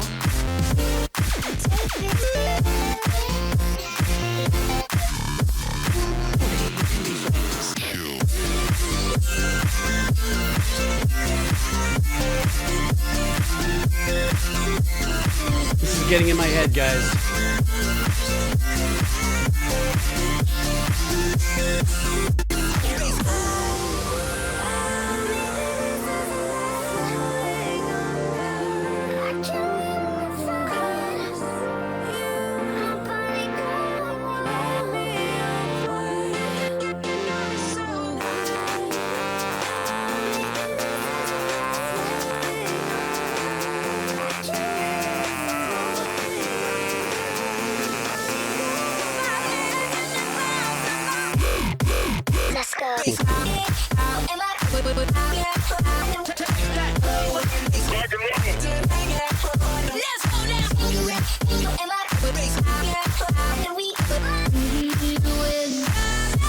Before you were born!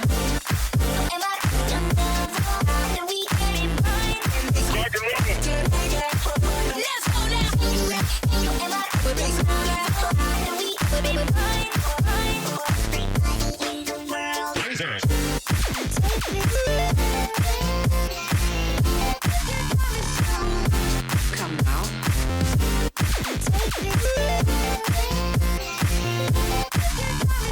You know, it's not so much the auto-tune as much as it is the vocal shots. The produced vocal shot element of this. But I hear where you're coming from, without a doubt.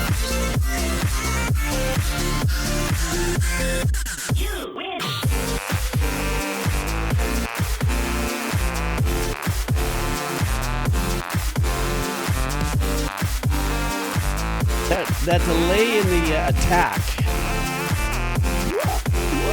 Kinda in the stabs.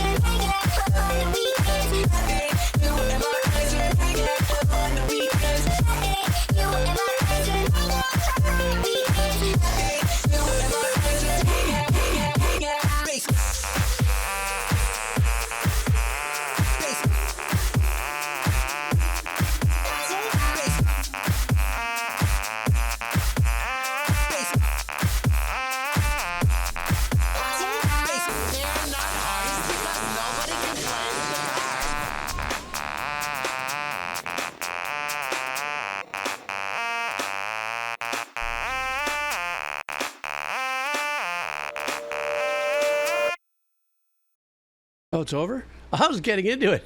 It's happened to me a few times where I've been getting into the tracks and I'm like, oh, I'm down with this. This is just going and it just shuts down. Fun track, super glitchy, a lot of vocal shots. I think that's what Sear Ghost Worm was talking about. So it did definitely have a lot of that sample stabbing vocal shot element to it. This is, as far as I know, too. I mean, things have changed so much, too, that my ear and my knowledge base on how people are composing music is getting less and less focused because I'm no longer in tune with the next new thing or styles that are coming out. However, this was released 12 years ago, so it was really seemingly progressive in the glitchy kind of sound.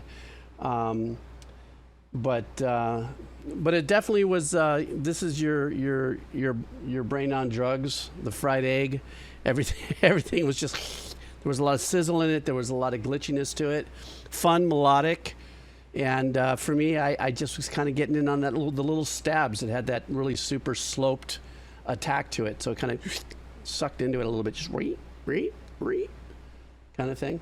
Reap, reap, reap, reap cola. Oh my God, I went to Legoland and it was so crowded. Everybody was lined up for blocks.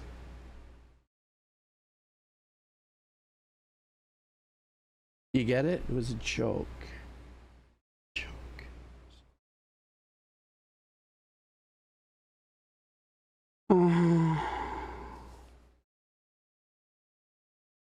So sorry. And did you notice how that came out of nowhere? Just out of fucking nowhere. Oh my God. You can tell I'm you can tell I'm getting towards the end of the stream. I'm finishing this. We're gonna stay through this, but it's starting to happen. This is when it starts to unravel.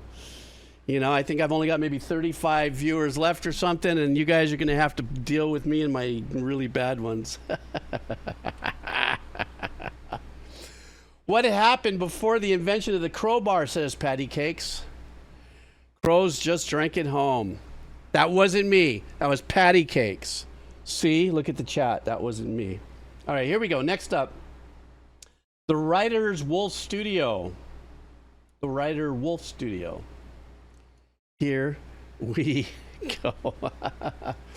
Wants us to listen to some John Mayer. Incredible artist, phenomenal guitar player. The name of the song is Clarity. This is the live version. Let's go.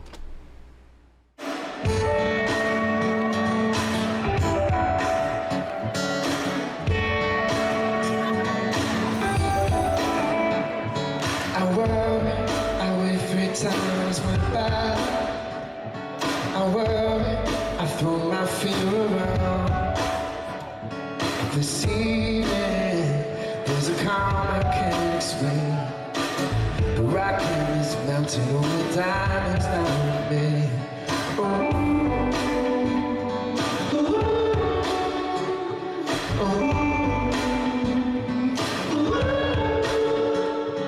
By the time I recognize this moment, this moment will be gone. But I won't bend the light, always pretending that it's something. The 2-chord pattern, the 7th, just a great melody. Just letting it be.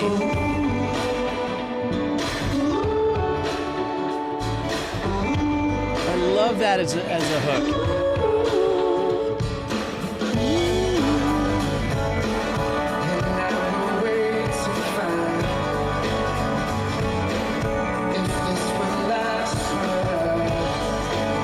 When you say that term, Cat Dog, is this like when you were working in a retail store and this would play over the radio? Or whatever they called it?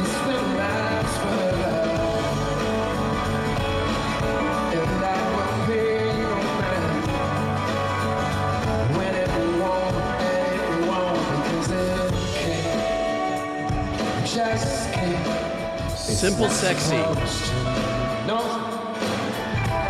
I worked retail back in the 1900s. The Wild West and the Gap. I bet if you guys remember any of that.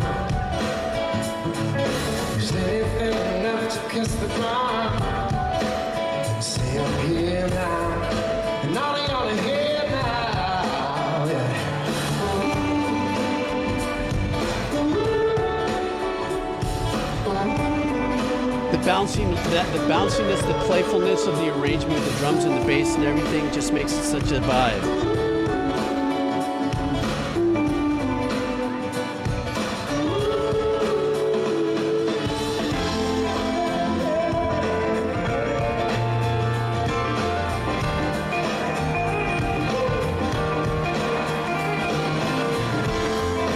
He looked over to the other musician, was like, yeah, whoa, hey, love that lead work you're doing.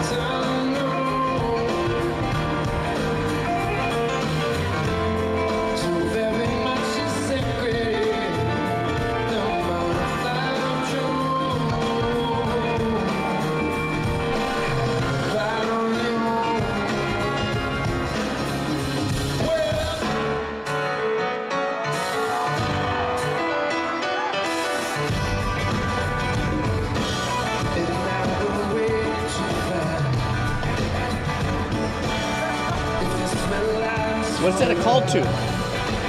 Is this a call to Rosanna from Toto?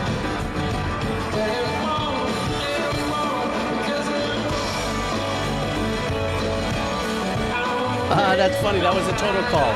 Okay, thanks, Cole. Oh, it's raised down in Africa, right? Okay.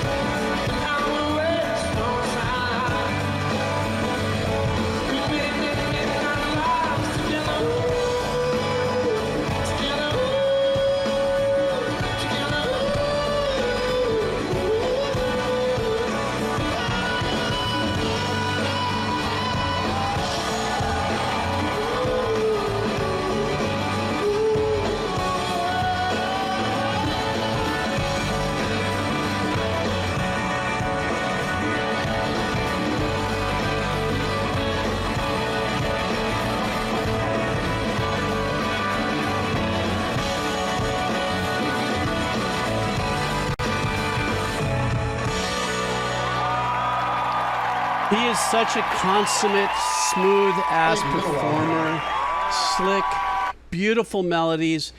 I love, part of the thing about John that I love watching actually is when he does, whether it's little docs or kind of teaching people how to play some of his riffs.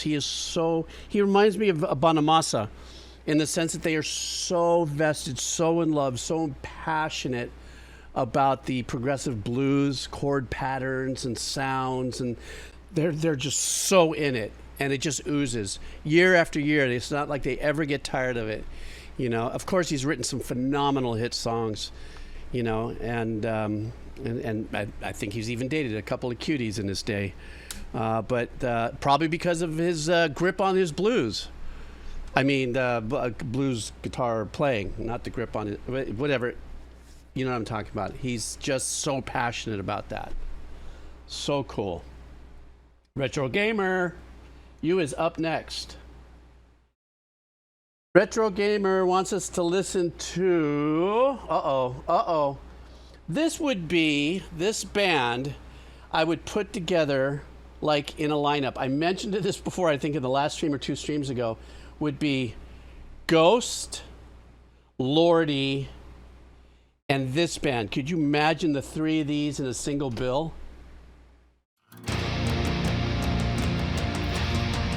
This is Behemoth, The Reign of Shemsu-Hor.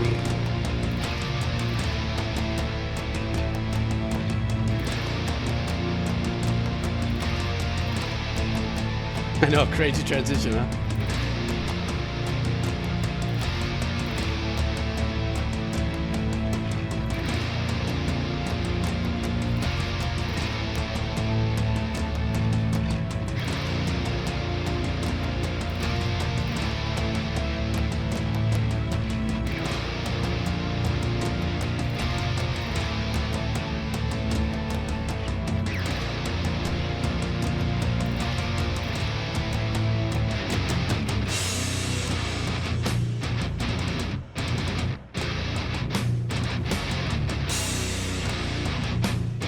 I love it when drummers hit the cymbal without using the kick as the backing, like that. There's no kick that doubles out on that. See if he'll do it again. It almost sounds partially naked.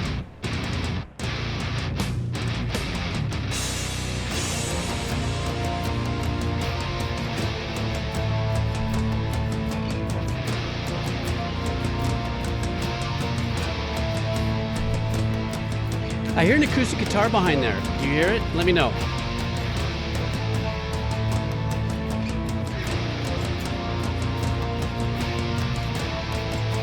Ooh. There's an acoustic way back in there. You can hear the strumming and the squeakiness of the left hand.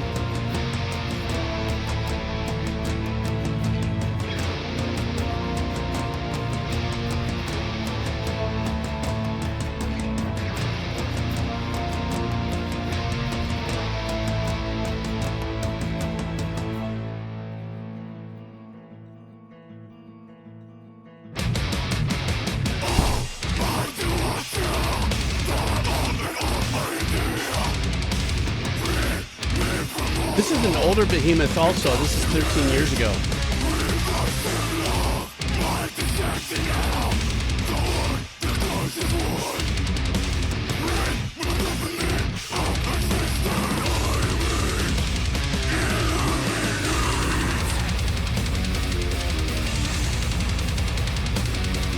I like that part.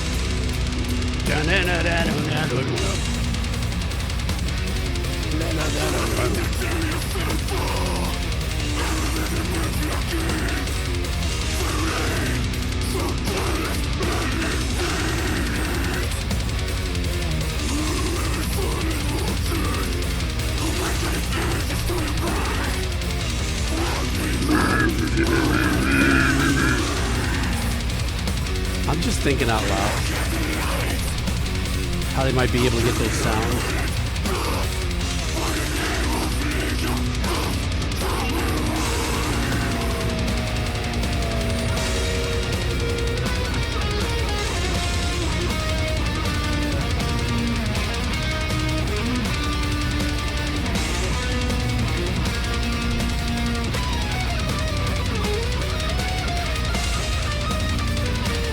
I like the dryness in the tone for the solo.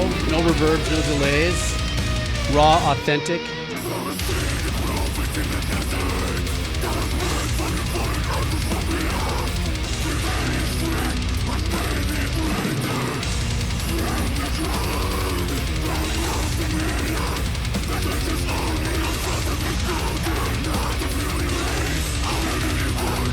God, listen really closely to those vocals. It sounds like there's a split of 3.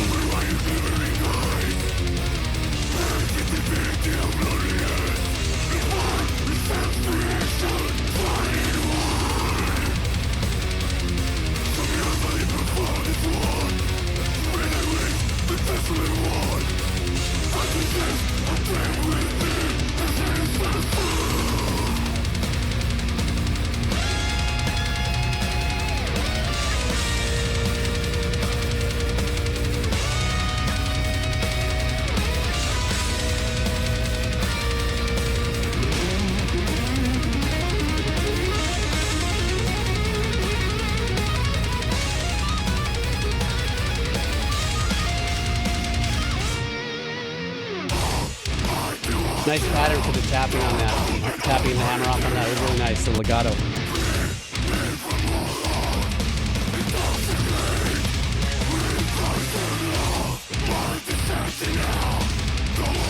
There's like one of those voices that are layered in with him. I'm sure it's him performing it, but it's like rolled off all of the bottom and it's just shrieking at about 75K, 7,500.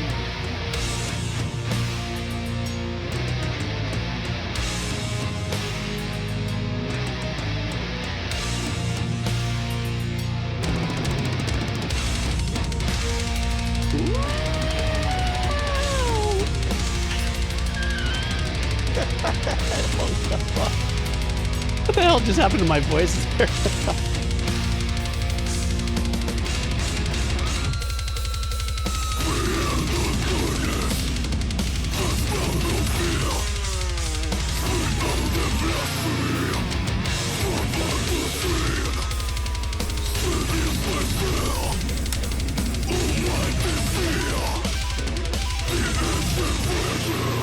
Nice little sweeps back there. You hear the sweeping?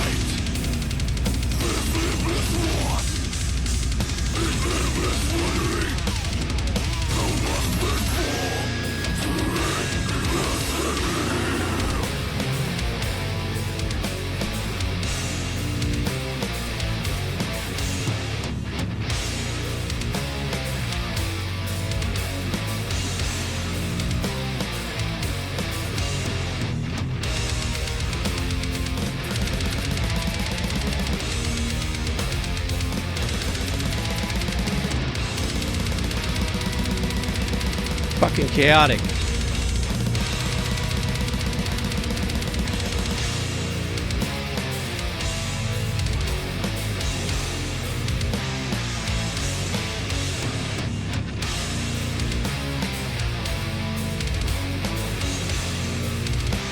That's a good question, because not every time is there two kick drums. With the double pedal that's on a single one. Sounds like it might be more of that. I'm trying to listen to the tone of it.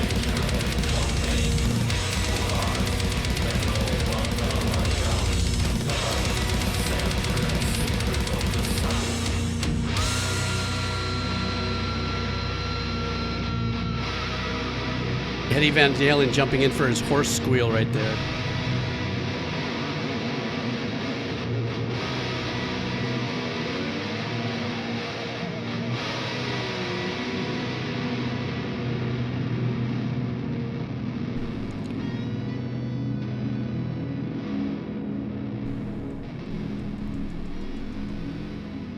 Okay, that was mental, that track.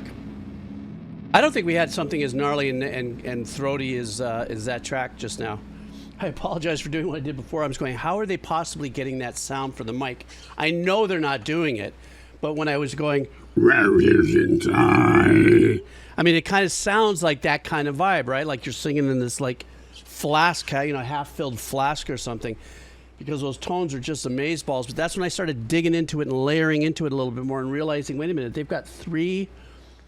Maybe they took the single performance, which is the master vocals that we're hearing, or layer, definitive layer, and taking another one and doubling it and maybe shifting a little bit of its EQ and thickening it up, and then having another one that really just focuses on just a certain tonal zone. That's so unique, though, man. It's just such a trip. So, oh, wait, what? Yes, as a matter of Flatch. Let me see here. Stand by. I gotta refresh it. Stand by. Hang on. Michael's in. No, I actually don't see secondary boosty doody here from you, my friend. Are you saying you did one earlier and then another one? Because I don't see that. I've only got a couple more here that I'm going to be doing. Up next, in the meantime, is going to be Derpy Cat Dog. Oh, we might as well stay on the metal. We're going to be doing Kai Tangata from Alien Weaponry from New Zealand. Groove metal. Are you guys ready? Why do I recognize this? Could I have possibly covered this already on the Decomposer Lounge a couple of years ago? Let's go.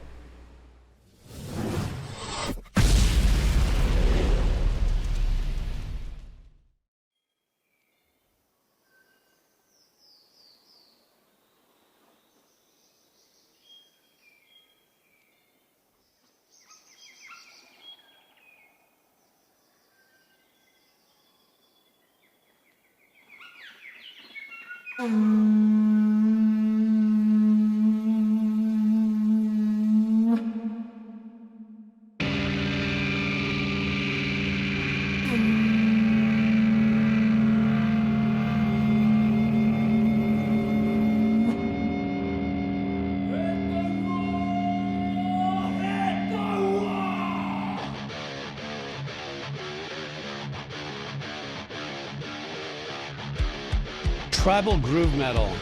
I always dig that too.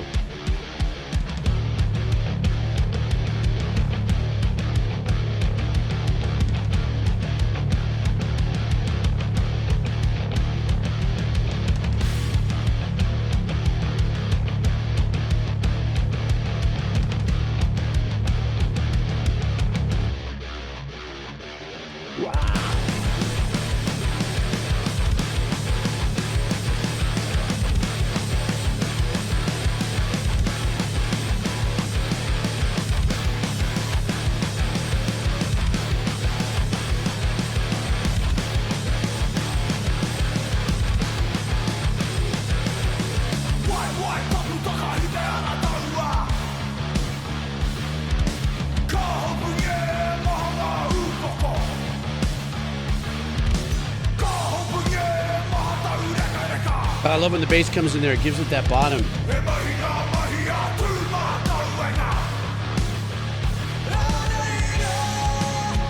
I recognize the style of this hook. I love the harmonies on their hooks, man. Alien Weaponry.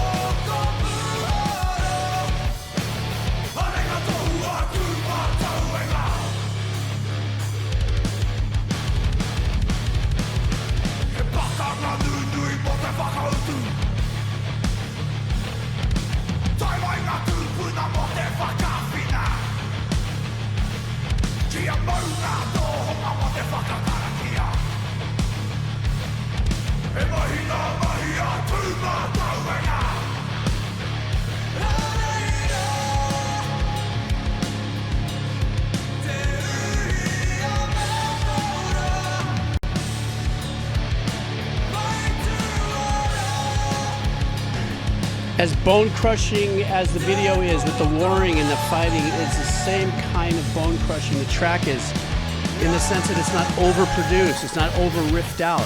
It's just throaty and just constantly punching you in the neck. It's not trying to be overly flashy, nothing. Very Gojira feelings too, yeah.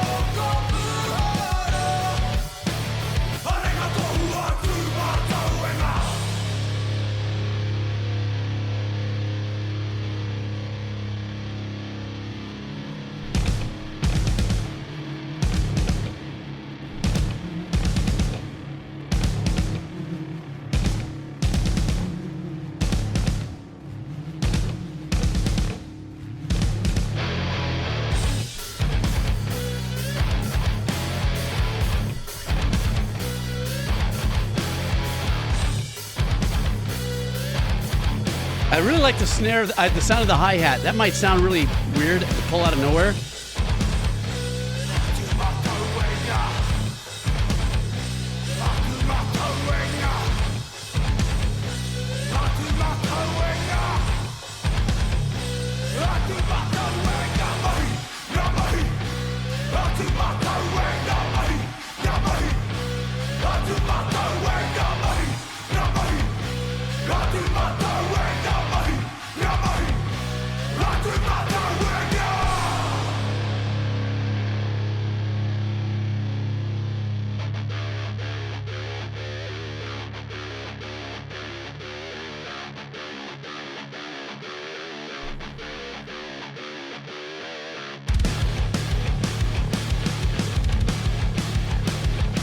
I love how the tracks at least has, this is the third section. You know what I'm saying? In its arrangements.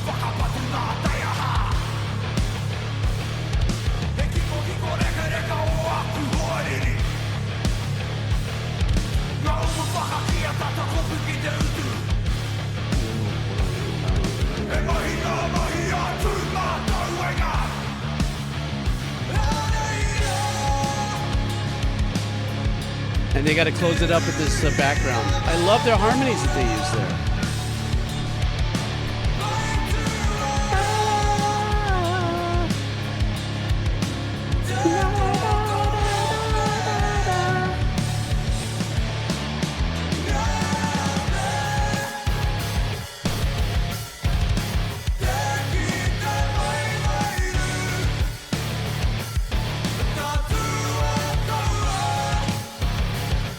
I tell you what, man, that's a hell of a video to produce, too.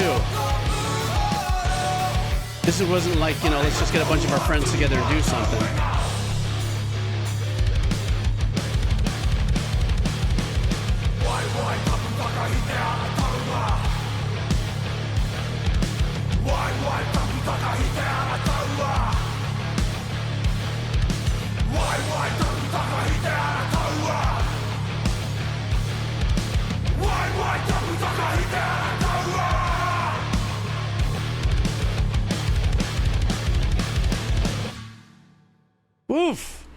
I really do love these guys, man. And like I said, they're never over the top with their riff and stuff. They're very extremely authentic to the groove metal kind of vibe and everything, but they stick to a formula that at least the 4 or 5 tracks of theirs that I've heard makes me, I feel familiar. It's a familiar vibe whenever their music comes on. So even when I saw, we're doing alien weaponry, I kind of, one of the things I dialed into, I've said this before about tribal choral arrangements from around the world, and cultural indigenous people in different continents. They have their own types of background vocals or choral vocals, groups of vocals and harmonies. Not anywhere near as complex as let's just say more of the age of the classical, days and stuff like that. But going thousands of years before it, very unique harmonies. The Samoans, Tongans, the Maoris, the Africans, the Aboriginals, you know what I mean? Just they just have a very unique sense of their own background vocal works, and they have a signature harmony. And the way these guys perform it here is a very big nod and a tip to the hat to the Maori sounds, if you would, that I recognize from my little bit of exposure. I mean, I live here in Hawaii, for God's sakes. I'm part of the Polynesian Triangle, so I'm surrounded by, all the Pacific Islanders and Polynesians as well as Hawaiians. But, and like I said, this was badass video. That's a lot of work with that video, is all I'm saying. Melchoir Blade, how are you? You are up now, is what I'm saying. Hey, Jeeves, decided to do a raging narcissist and request to be a raging narcissist and request one of my own very unprofessional tracks. Everybody, we have somebody here. We've got one of the Kados here. We're going to do his track. Listen to his track. Yeah, what do you mean, oh no? Yeah, you put it here. We're going. With support and with love, guys, we are going to be listening to some music from our very own Melchoir Blade. And the name of this track is called, oh no, shit. Sorry, I was having a cabbage moment there. That's a termite. That's never a good sign here. Sorry. I was getting all pumped up. And here we go. One of our local people. Fuck. Sorry. All right, let's try that again. So here we go, guys. This is from one of our very own Kados, one of our very own artists that show up here, hang out, listen to music, and join in our chat. This song from Melchoir Blade is called Quantum Ambience. Guys ready?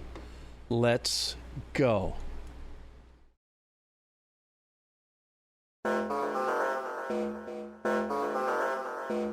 Oh, let's go. Ooh.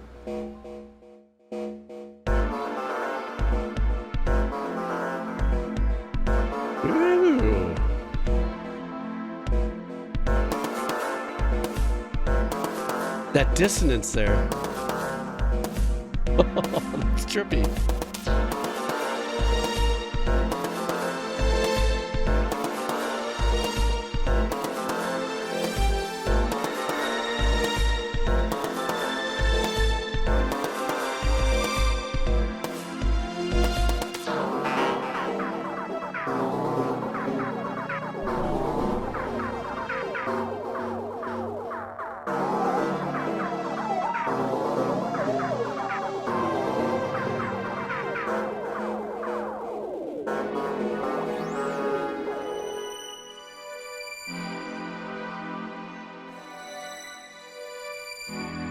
What was the theater of the mind you had in your head while you were writing this?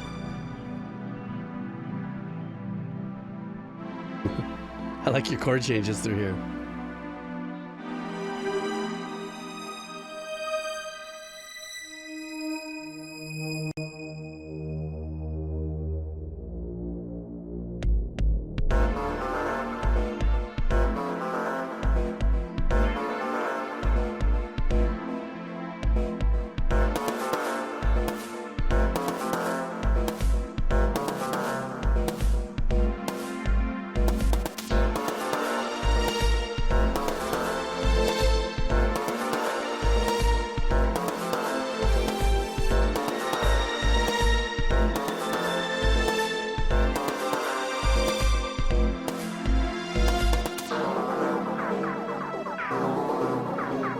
You know, you're right in your breakdown here when you say I could see this being used in a video game when the character is exploring something.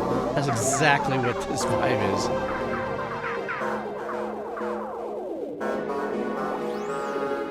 is. Key change, thank you.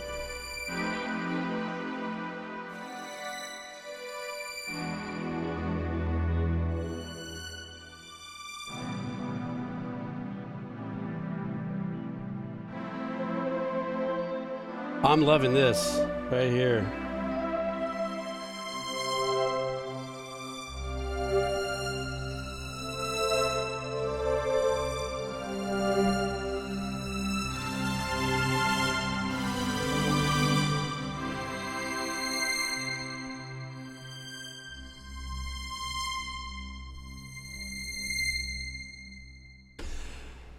Malquire Blade. Congratulations on that. That was really unique. I mean, that last 45 seconds, that could have been in any number of video games that would have been created, like space ambient kind of vibes. Beautiful chord changes, really nice, real spongy, very nice chord changes and stuff. But that pattern that you opened up with, that like it was kind of that dissonant. I didn't know if it was dissonant at first. And what you were reaching for was like a fifth, that arpeggiation that was playing a fifth, I guess it was, until the chord changes came in. I was like, whoa, where are we going to go with this? So if it was going to be like in my head, I'm thinking now that I read that extra thing, if this was, you're thinking maybe it was a video game to kind of plow through, you know, while you're looking at something, it would have been like going through some things that might have had little, you know, trap, you know, doors or something like that that you'd have to jump around. Definitely keeps you, it kept me in a lead. It was super cool. And because it's you, and because we're all listening to us together and we're all supporting and stuff like that, I'm like going, ooh, what's he thinking there? What's he thinking there? He's here with us right now. What's he thinking? What's he thinking? Let me ask you that quick question. How are you feeling while we're listening to it? I mean, that's got to be, I've done that many times, and that's the craziest thing when you sit here and you go, oh my God, I can't believe I'm playing this for my friends and stuff like that. At least that's the one thing you can count on, that, you know, the Kados, we're all very supportive. We're all music nerds. And personally, I love it if anybody here is a musician and has something they want to share. And I'm that guy that says, put it out, put it out, put it out. So, you know. But well done. Congratulations on your release. Crossface Buffalo Wings.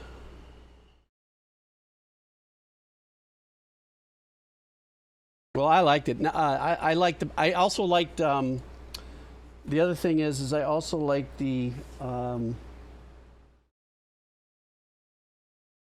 do I say this? The softer, spongier tone of the string pad that you chose as well. Had a little life and breathing into it. Slower swell up, slower swell down, or in volume, kind of up, release, breathing, release. You know, that just entered my mind as I was doing this. But now I journey forward. But thank you so much, bro.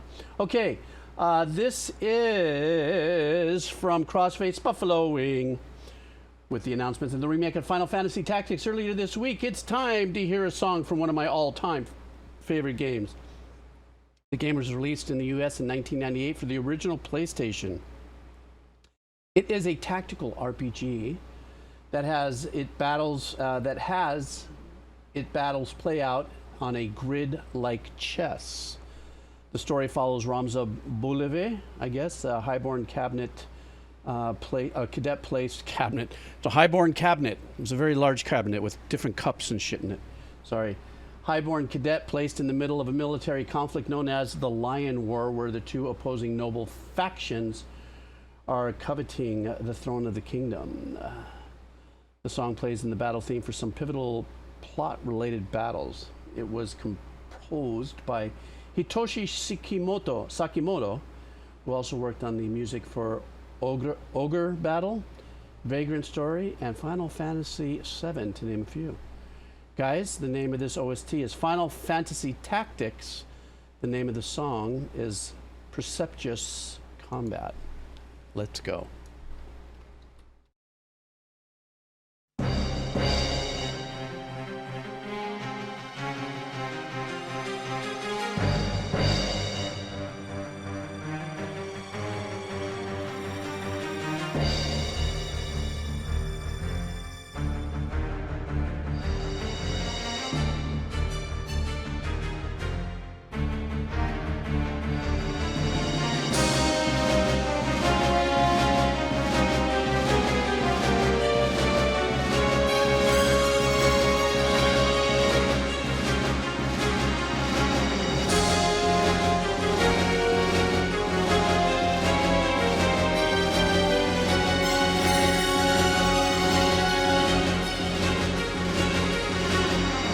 Oh, Jesus.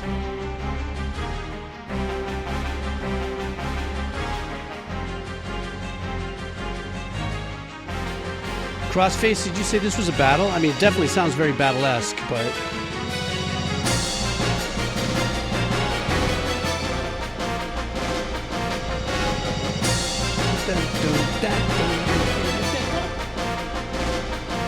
I love that phrase.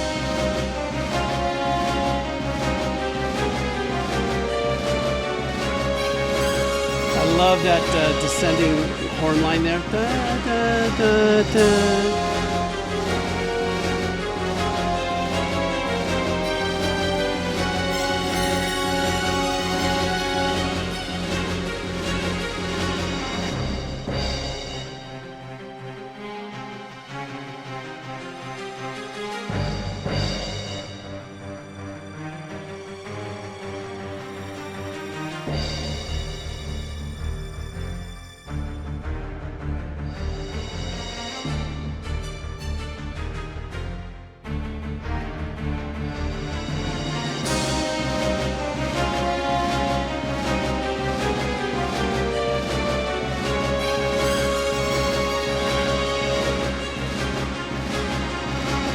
I like that. Nice little agitation with that run there.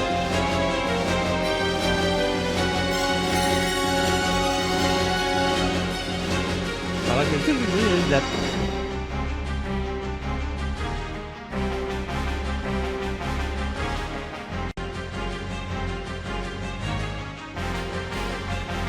Crossface, what was the year? Because I'm trying to pin the sounds again. I mean, obviously this is all modules, but I'm trying to... 1998, okay.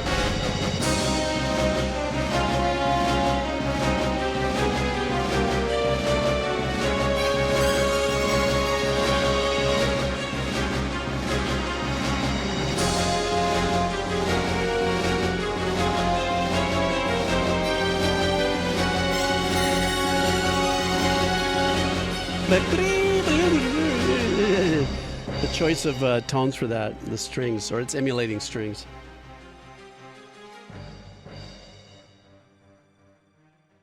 Is that it? Oh shit, that's just like, how many times have I been caught off guard already? That's the end of the track. Lately I've just been really getting into a lot of your guys' suggestions. Crossface, that, you know, once again, in an era where perhaps in this composition, the decision is to do it with MIDI, and then you choose the sample library, or this sounded more like a digital sample library than a sample library. And so for me, when I listen to it, in my mind, I'm listening to a track like this, and because I know it's a MIDI composition, so it's one individual, maybe two, who's writing these parts on a DAW, and you have to sit here and you split this DAW into an orchestral presentation. You know, flutes, reeds, on and on, all the way down to the strings and everything, percussion and all this. And you're going back to bar one, and you're going to go dun dun dun dun dun dun dun dun dun dun dun dun. Okay, you just did that with this. Now you're going to go back here. Let's fill it in with the string run. And for me, in my mind, I'm like going, oh my God, it's so much freaking work. You know, as a composer using a keyboard to, you know, either mock up the arrangement and then clean it up and reassign it to other sounds. So to me, I listen to stuff like this, I'm just going, there's so much work involved here, and so much passion and so much desire to make this thing, you know, such a smoking piece of music and represent itself as an orchestrated piece, even though it's being used, digital modules are being used to represent the sounds, the strings and the timpanis and the cymbals and the horns and everything like that, you know. I just get, I get a little like verklempt in the sense like going, fuck man, that is a lot of work they're going through. Sounded killer. Jack streams things. And then I have one more after this. Since you've mentioned Supertramp is one of your favorites, mine as well, I thought I would share this. I think you mentioned you've heard of Jellyfish before. Yes.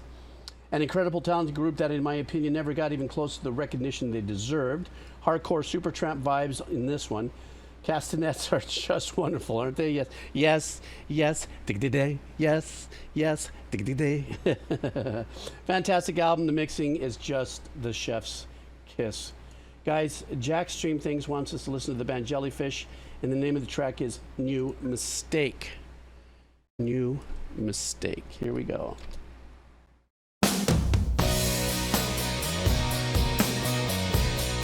Looks like the Smashing Pumpkins girl. Curtain open, spotlight, the gentleman signing his love letter, best wishes, simple to dialogue. Swam from his pen like pollywogs. He knew better that virgin was gravity, pulling him closer to what I like where the mic is sitting for the kick drum, kind of out. Stepping on, but never mind. You better catch me when I fall. The Super Traps, Castanets. I'm on my road. Even this whole thing with the, you're right. Cause anyway that I fall, I land in your arms even though it's wrong. Cause I love my new mistake. Intermission gave way to a miracle. Birth of an accident grew to a spectacle. I love the cheese horns. The mother was 3 weeks late. So Father Mason Nice little tube bells out of nowhere. baptized the baby in whiskey and licorice. What a lovely way, drowning sins into decay. Looks like a hero's gonna fall. Sorry, every time I hear the Castanets, I'm going there. The bows are bound to break. Cause anyway that I fall, I'll be in your arms as we lie awake with our lovely new mistake. Love the way the vocalists performing there. A lot of vibes.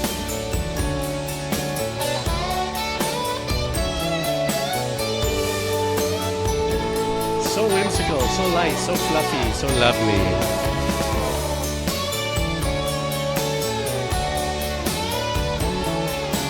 Super nice slide guitar work. I don't know why I went like this. I went like this. You better catch me when I fall. My sugar trampoline. Cause anyway that I fall, I land in your arms even though it's wrong. Cause I love my new mistake. The ending turned tragic when many years later the baby had grown up and married a fox. I guess it was that To the bass.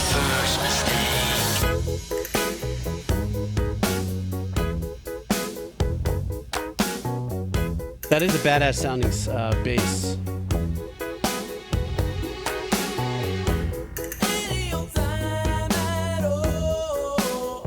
I'm gonna put a dollar on it. Says that's a Rickenbacker.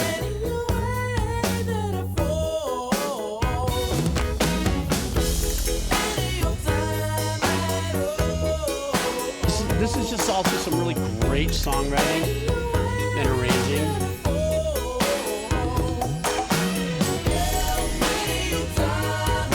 The congas.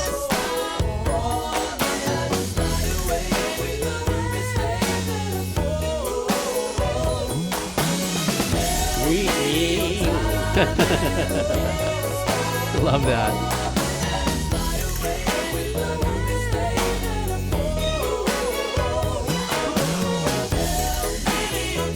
Even the strings now just coming in just very lightly, sporadically. What a great song. Yes, it definitely had the Supertramp vibes and stuff. Yeah, I think that was in the 90s, Good Music Good. Well, this was released a year ago as a topic. This is Jellyfish, obviously. It definitely sounded like it had the recording aspect of it. The engineering had a very 90s vibe as well.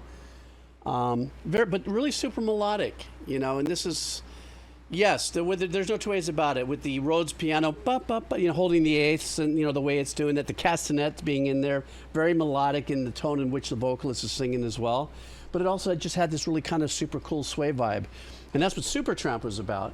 But you know, this was not super trend. Just Jellyfish. Jellyfish has had a lot of miles of success, and you know, this was just probably that track. You know. One more track, guys, then I gotta go. But I have a funny feeling, guys. This one is going to be Gnarly.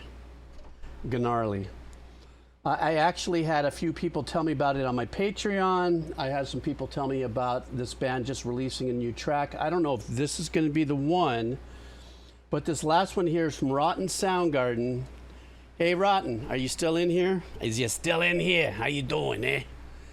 Well, maybe this is the one here, but greetings, Marshall Jeeves and the Deputy Kados. I found it hard picking a song from the new releases from Igor, Black Braid, etc. So I went for a band that puts out stuff rarely. Enjoy some new Car Bomb from their upcoming release. So maybe this is the same track that I've been pinged about on my Patreon. So let's find out, guys. Last track of the stream. We are going to be listening to Car Bomb, Paroxysm? I don't know. Let's find out, guys. You know this is going to be a banger, right? Here we go.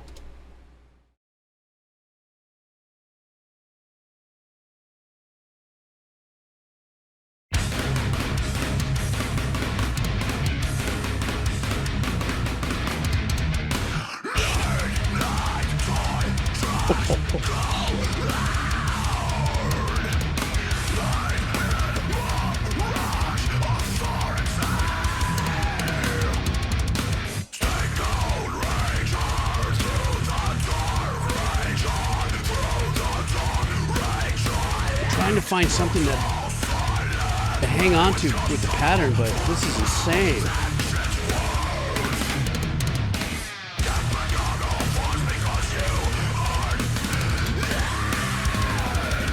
God, they keep on jerking around the it's insane, but I'm not able to lock into something yet. What time signature is it? Yes.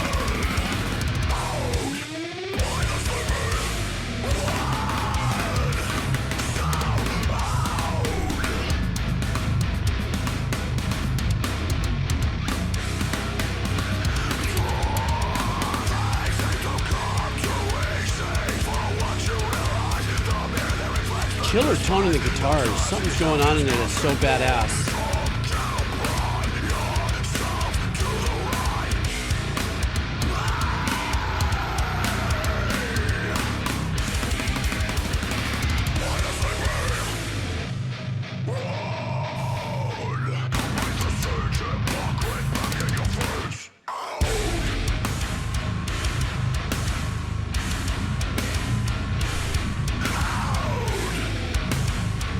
This is catastrophically chaotic in such a unique way. And they keep on getting darker and lower on their zero.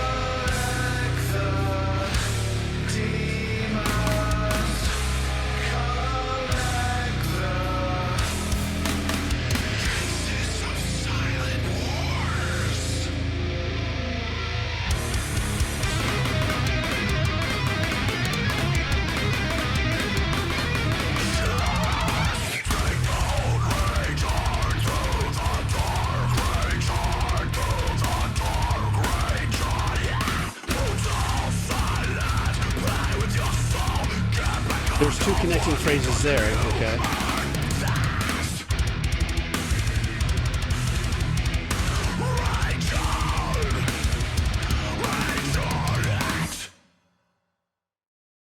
Bruh. That's the only reaction I have to that. There were so many sections that shifted in and out, and just you really, it was incredibly uncomfortable in a very musical kind of way. You know, I'm not giving it to people's elbow and going, what the fuck? If it was meant to keep you in this very dark, chaotic, uncomfortable place, it did it. Not because of the tone of the vocals. The tone of the guitars were pretty sick. It's just they never let us lock into anything maybe more than maybe 4 bars at a certain time, would I be able to say, oh, okay, where's the what? Okay, there. Oh, fuck, that's not it. How about, okay, shit, that's not it, you know? So it kept you on your toes. If you're listening to it and you committed to the track, I think that's the best way to react to it, is if you're committed to listening to this track, you were going to go on a ride that was going to be, I have no idea where this is going. I got to hang on to this as hard as I can to see how this is going to end up. And that's exactly what happened. You know, there wasn't any particular thing that I could sit there and say, shit, listen how they did, because it was all like, it seemed like 2 to 4 bars of constantly shifting patterns that were going on there. And as far as that's concerned, that was a kick-ass piece of work, abstract as it may be and heavy metal as it may be. And also they were really diving extremely freaking low on some of their, whatever their tuning was, as I like to call, below beetle fart 0, and somehow managing to even dive below that and keep the integrity of the tone as well.